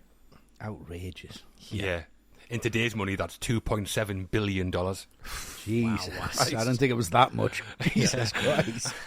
And it's regarded the first ever summer blockbuster. I mean, literally one of the biggest and most significant movies ever made. Yeah. And Spielberg said, I think Jaws would have made half the money if the shark had worked. He's probably right. Yeah, he's definitely quite right. possibly. Totally Yeah, agree. Yeah. The film was also groundbreaking in advertising. Basically changed the way Hollywood marketed movies. Yeah. Prior to 1975, movies didn't tend to advertise on TV. Universal created a TV ad campaign for the film, and since then, basically every big film advertises on TV. Yeah. Yeah, one of them was that famous TV spot we played at the start with Percy Rodriguez, amazing voice, where he's like, it was as if God created the devil and gave him Jaws. Great line, that. Amazing. Yeah. I love it. Should have given that to Salvatore. He's one line in the film. Definitely. Yeah. And in 1975, films tended to open in one movie theatre, usually in LA, and then slowly roll out across the rest of the country in a staggered release. Jaws opened in 465 cinemas simultaneously across the US, and since then, tentpole films have used the same kind of release schedule. Yeah.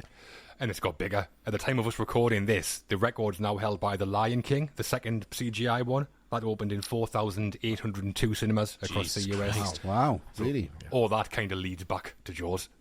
Yeah. Movie merchandising existed before Jaws as well, of course, but Universal turned film-related products into an industry in its own right.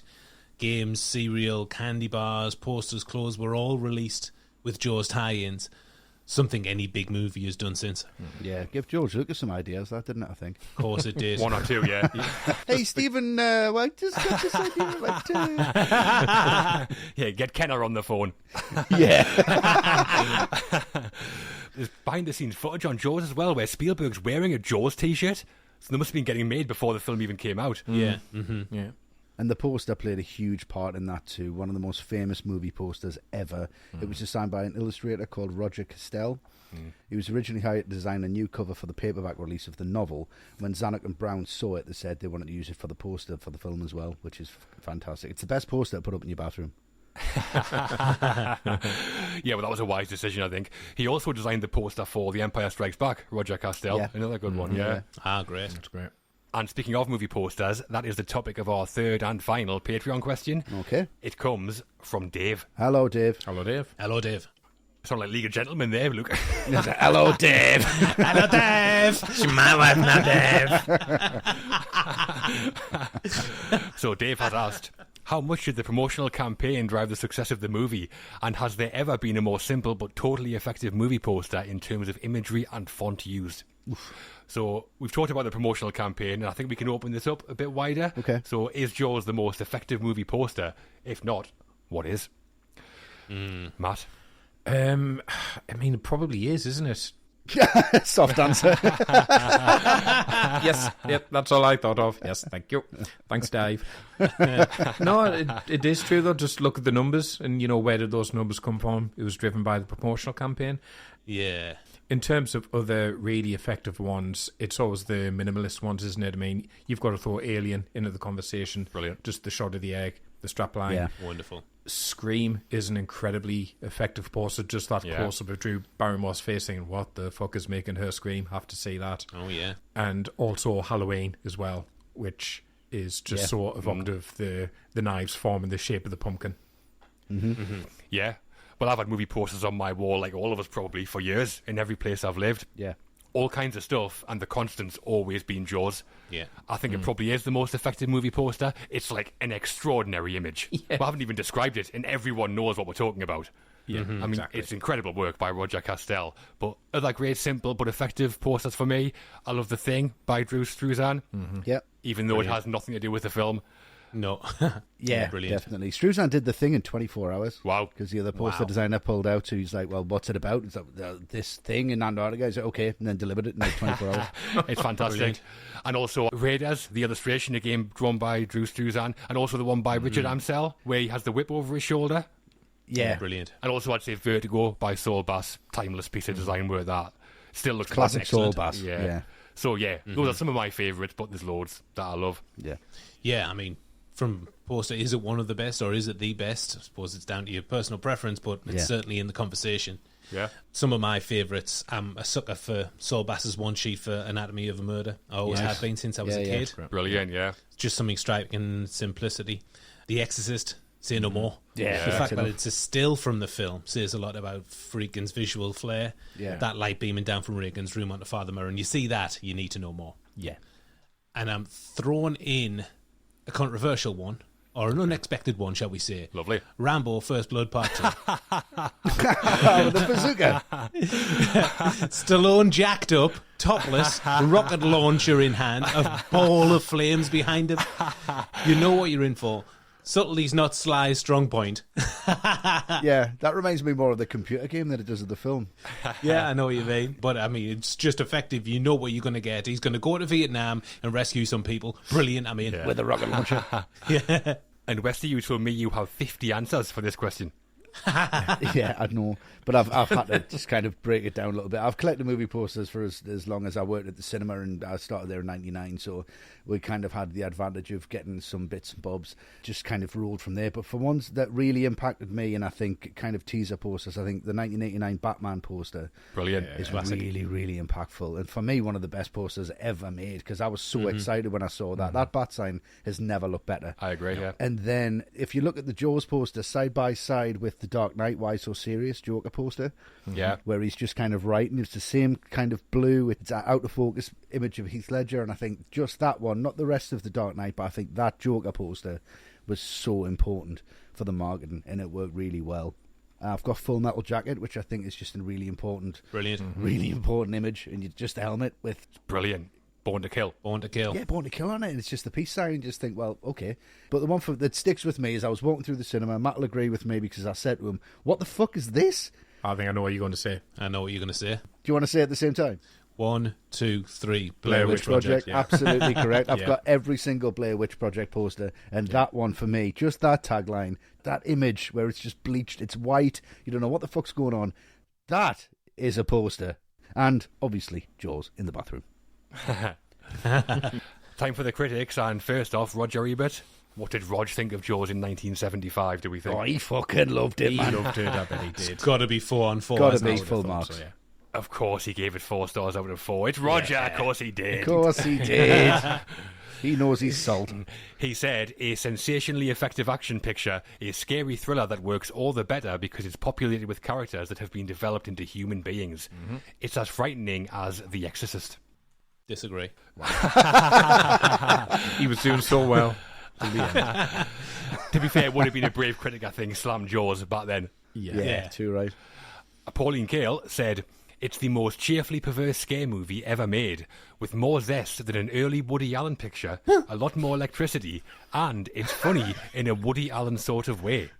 Luke disagrees No, again. that's- That's ridiculous. Luke's triggered by these reviews. Are you made these up? And I just had the most ridiculous ones. Just triggering him his whole sensibility, like Woody Allen, The Exorcist. What's next? But yeah, Woody Allen, an influence on Jaws, is he? Yeah. I wouldn't have thought so. And also, write your own Predator joke there as well. We may get cancelled if we do it. Yeah, fair enough. And in a retrospective review, Empire Magazine obviously gave Jaws 5 stars out of 5, saying, Definitely. It delivers an astonishingly effective thriller built on a very primal level, fear. On a sheer cause and effect basis, it could be Spielberg's finest. Could be, but not for Westy. Nope. Not enough acts.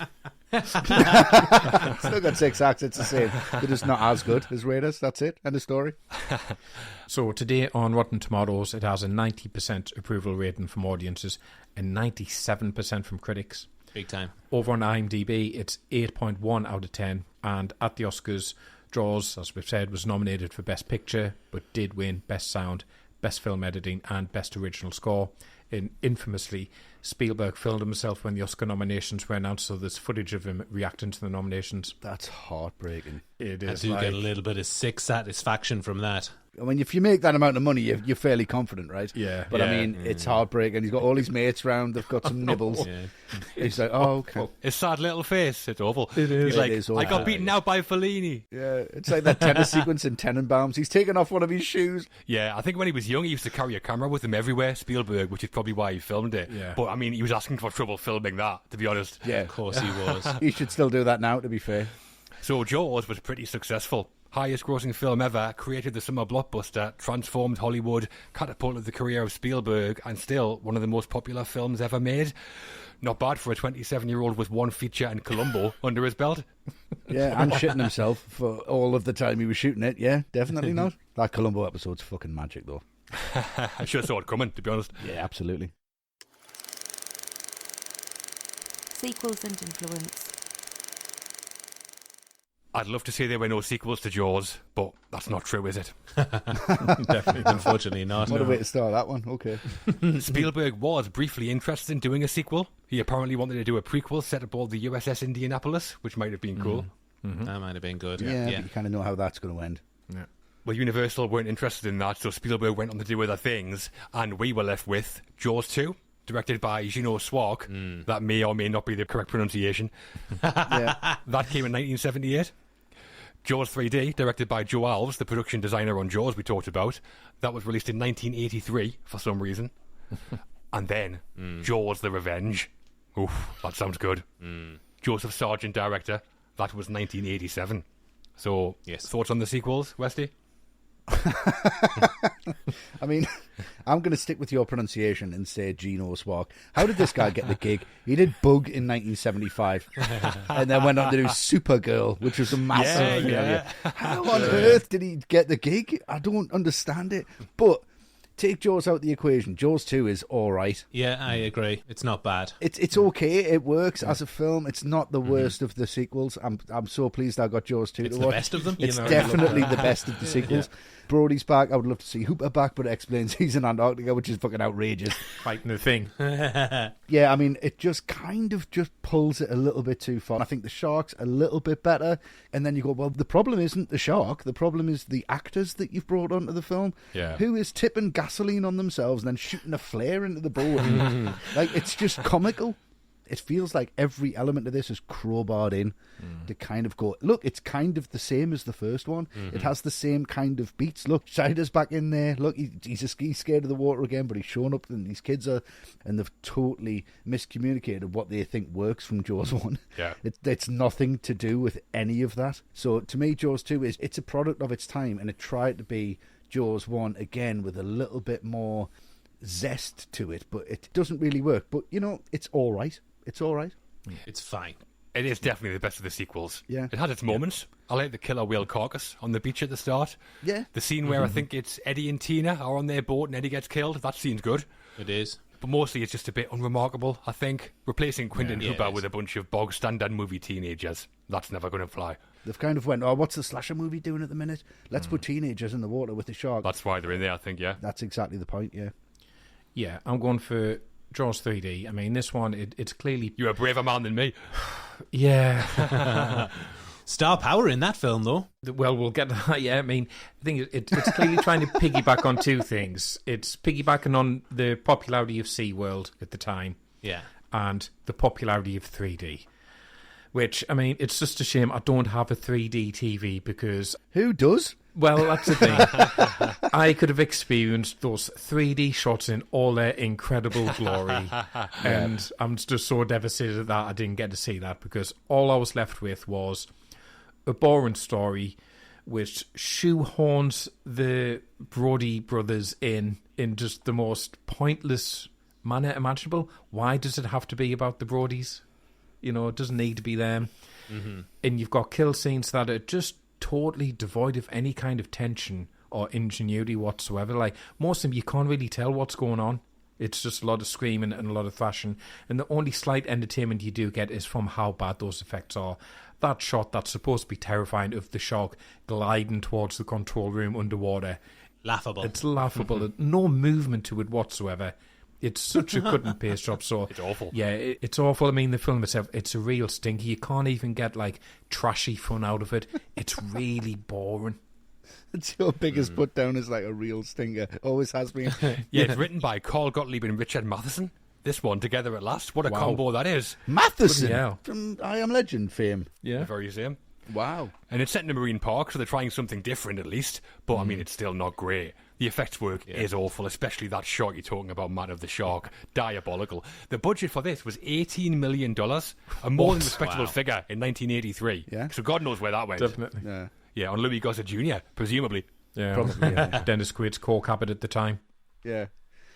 Well, I've got nowhere to turn, have I? Backed into a corner like Brody. Backed into a corner. This time it's personal. Well, it certainly was yesterday because I had to revisit Revenge for this segment. And, we try not to, well, Matt's flew in the face of this, but we try not to run down films too harshly. But this film, like 3, but worse, stinks the joint up. Yeah. Nobody sets out to make a bad film, but I don't think that's true of Jaws the Revenge. I really don't. 2% on Rotten Tomatoes, so that's what we're starting off with. Yeah. Bad. And this was directed by Joseph Sargent, who did The Taking of Pelham 1, 2, 3. Yeah. Yep. Come on. And there are so many nitpicks in the film, I'm only going to pick a few out. Ellen Brody, Lorraine Gary. Yeah. Somehow deduces that the shark came for Sean specifically, because he dies at the start. Yeah. A targeted killing. All of a sudden she's got a sixth sense for detecting when a shark is attacking her family. And she has visions of events from the film series where she was never present in those scenes. She's like got psychic powers or something, like The It's Shining. mental. Yeah, like why does the Jaws series just say, well, what's really popular right now? Teen slashers, Jaws 2. All right, 3D, Jaws 3D. Yeah. And then it's like, Mario Van Peebles, get him in. yeah, I love a bit of Peebles, though. I mean, the idea that the shark has a murderous vendetta is the most insane concept in movie history. It is crazy. And add to that the shark knows where Ellen is going from Amity down to the Bahamas. What did he overhear a conversation in a bar? Has he got the flight details? It's absolutely insane. Smell of perfume. Yeah. It's got a 90-minute runtime, which is way too long for this. It's an abomination. The editing is the worst I've ever seen in any film. It's horrific. Yeah. It is terrible. The shark roars at one point as well when it comes out of the water. What the fuck? And the way it dies, Ellen impales it on the front of the boat. Ludicrous. Yeah, but it blows up. And it blows up. How? Yeah. What you do have in there, though, is Michael Caine, who plays Ellen's love interest, Hoagie. And there's a very famous quote from him when he was asked about it. He said, "I've not seen the movie, but I have seen the house that I bought, and it's very nice." Yeah, classic quote. That quote's the best thing about the film. It is. It really is. If it has 2% of Rotten Tomatoes now, it must have gone up because it was 0% at one point. Wow. All right. So somebody likes it somewhere. Like you, Westy.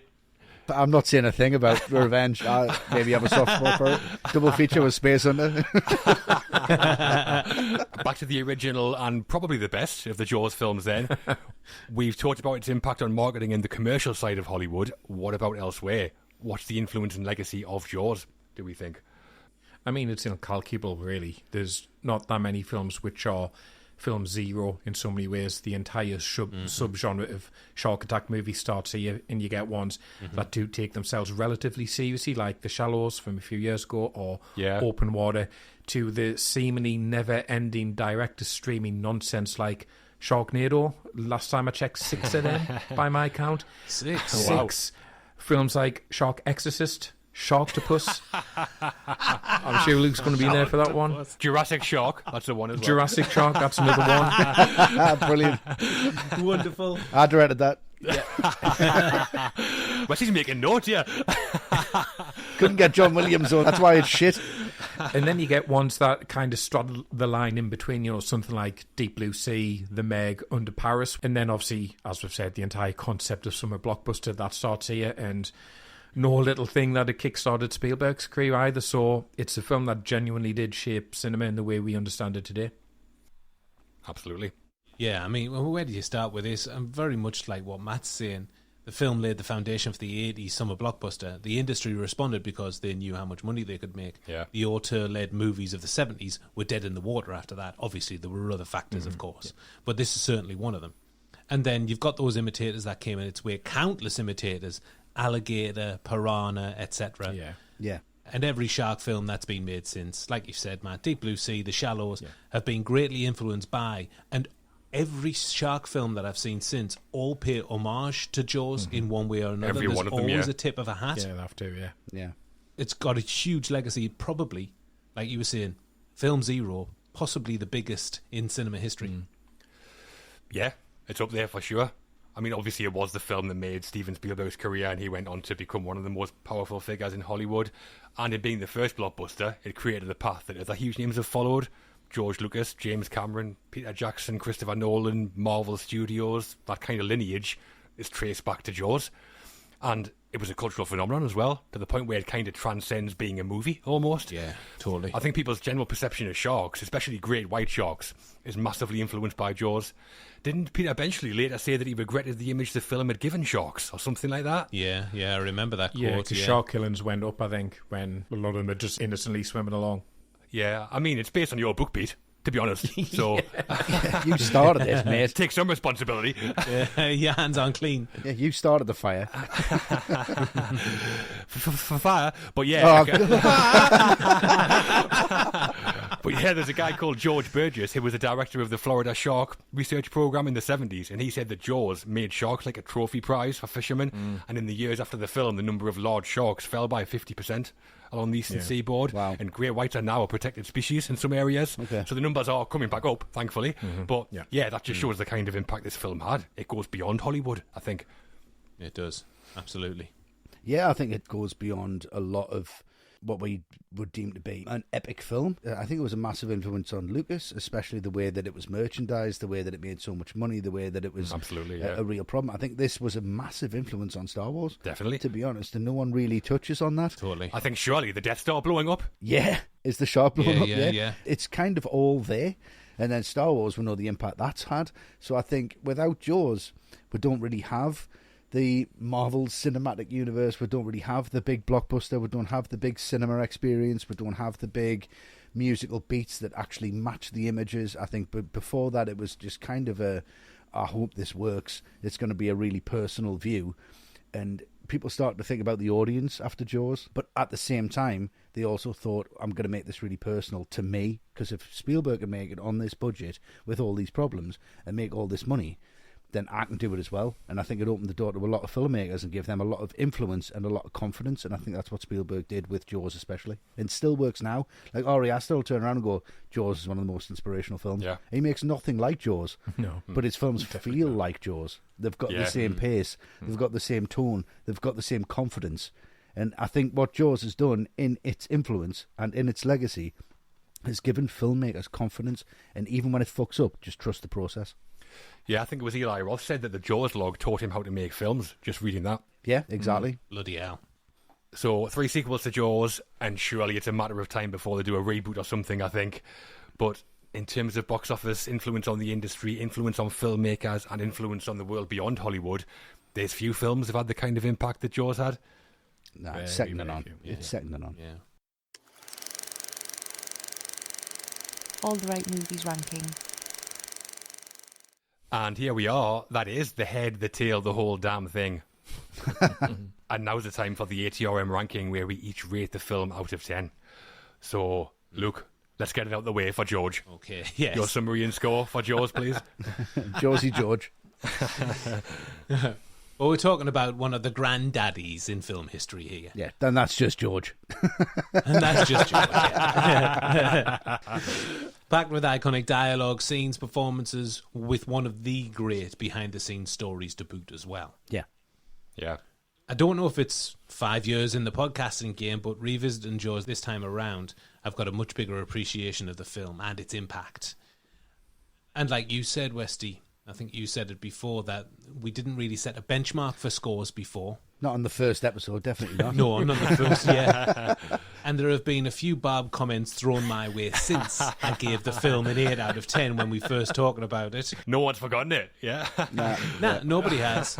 So those people, they know who they are. It's not just Jaws. It's not just Jaws. It's not just George. They'll be happy to know that I am going higher this time around. Right. Okay. Oh, okay. But it's not full marks, only because it's never been an absolute favourite of mine. But it's as near as damn it, 9.5 out of 10. Wow. Okay. Wasn't expecting that. Yeah, big. Lovely. And Westy, I think I can probably predict your score, but summary and score for Jaws, please. Could you? Okay. It's incredibly influential. It's incredibly important. There's a lot of people really, really, really love this film. But to me, it's not one that I'll come back to occasionally. It's not one I'll come back to, or it kind of sits in my canon where I'm inspired by it. I just kind of look at it and go, well, that's not what I'm inspired by normally, but like it really works for me. It really works as a film, and it inspires so many other people. It's so important as a film But again, not one that I'll come back to again and again. There's other films that I've given a 10 to, and Raiders of the Lost Ark got a 10 for me, which is Spielberg's best film, so I can't actually match that because then I would just be shooting myself in the foot. So I'm exactly the same as Luke. It's something I wouldn't come back to over and over again. It's a great film, not perfect for me, but a beautiful film, but still a 9.5. Wowza. I can't predict your score then. Have it. So I'd be lazy to throw a 10 in there as usual. Well, as I said at the start, I've always been a huge fan of Jaws and can't imagine a time when I won't be, to be honest. It looks great. The inventiveness and variation in the cinematography is masterful. Yeah. It sounds great. John Williams' score is basically movie music genius for me. It feels great. Tonally, I think this has more edge than the vast majority of Spielberg films and is the better for it. It delivers just about everything you can experience when watching a film, and all to a very high level. Yeah. If an alien came from Zeta Reticuli and said to me, I've got 2 hours, what's this movie thing I've heard so much about? I'd probably show them Jaws, and they'd probably give it 10 out of 10. But I love Jaws as a showcase of the natural talent of Steven Spielberg. I love it as a piece of film history, and maybe most importantly, I still love it as a piece of entertainment. Yeah. So I'm agreeing with my alien pal and giving Jaws the full mega pint 10 out of 10. Fair one. Great. And City Hands Matt, to bring it all home, your summary and score for Jaws, please. Yeah, it's on that rarefied level of films where it isn't any exaggeration to say it changed movies forever. Nothing was the same after this. Spielberg's career was launched. He would then reinvent the blockbuster time and time again, but he started doing it here. And I think that's what ultimately stands out to me. This is a film that was shaping up to be a disaster.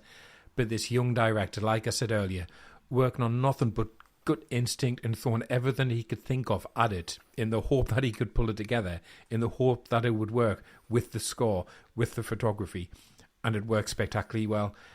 If I'm picking flaws, yeah, maybe the shark looks a bit crap at the end, jumping on the orca. Maybe the orca scenes drag out a little bit towards the end, but all the same, it's a miracle that it turned out the way that it did.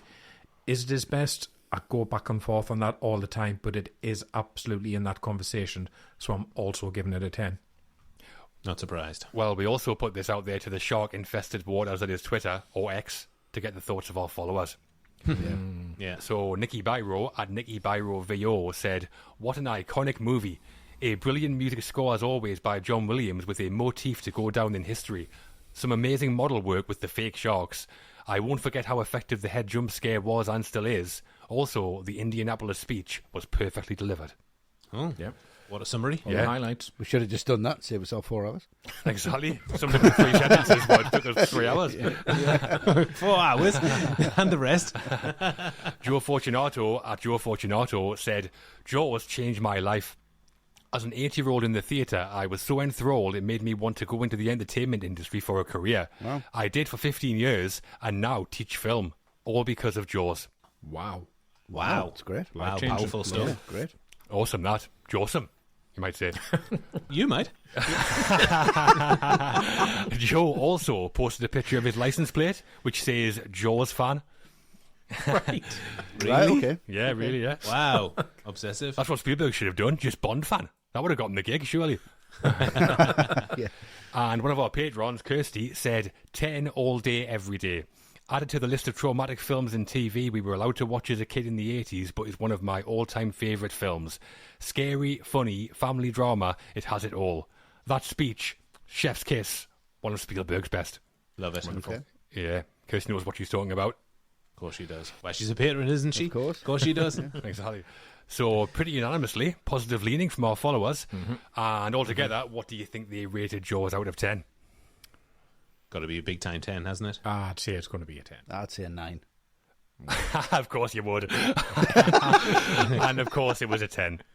Leslie Miserables over here. Les Miserables. Oh, it's got to be a 9. Fucking hell. In our Patreon poll, 79% of the voters gave it a 10. Wow. Sorry, guys. I think George opened 500 new accounts, so skewed maybe. Josie George. That's his new name. So in total, Jaws, 49 out of 40. Best film ever by 9 points. Okay. Yeah. And we're done on Jaws. I mean, for now, obviously. 5-hour episode next year, no doubt. Yeah. But No doubt, yeah. hopefully everyone listening doesn't feel like they've been chumming shit for 3 hours. Next time out, Luke, Westy and Matt are coming out to play as you talk Walter Hill, NYC Street Gangs and the Warriors. Yeah. Yes. Apparently so. At last. A cult classic, so it should be a good one. I cannot wait for that. I've been waiting for that. I've been waiting for the green light for these two guys to do the Warriors for a good few years. Yeah, he has. He's very excited about this one. Yeah. Me and Matt, maybe not as much, but No. yeah, fantastic stuff. Can't wait. have some It'll fun. be good. Yeah. It'll be good. It will be funny, though. The Ultimate Warriors for you three. How did you write that one? John, stop stealing my lines for the podcast. Well, in the meantime, to find out more about becoming a patron, supporting what we do, and accessing our archive and bonus episodes, please visit patreon.com/alltherightmovies. Yeah. Or you can click the subscribe link on Apple Podcasts. Socially, you can keep up with All the Right Movies on Twitter or X, where we are at ATRightMovies. We post threads on there that tell the stories behind classic films, where everything that we post has been said by somebody involved in the production or comes from 3 separate sources, which is the same way it works in our podcast, so you should go check that out. Yes, indeed. You can find us on YouTube at youtube.com/alltherightmovies for lots of other stuff beyond the podcast. On Instagram and Threads, we are at @all_rightmovies. On Blue Sky, we are at alltherightmovies.com. And we have a movie group on Facebook, which is full of lots of great people and great film chat, sometimes about Jaws. So go join that. Occasionally. Yes, occasionally. And us. Yeah. And our website, full of great features, is alltherightmovies.com. Yes, it is. We're all off now to see if we can get our names in the National Geographic. You're a great photographer, Westy. Matter of time for you, isn't it? It is a matter of time, yeah, but I'll end it on a camp note and I'll just be like, boys, oh boys. So farewell and adieu for now. Please do come back for the Warriors. And as always, thanks for listening. Yes. Thanks, guys. Thanks, guys. Thank you, everyone.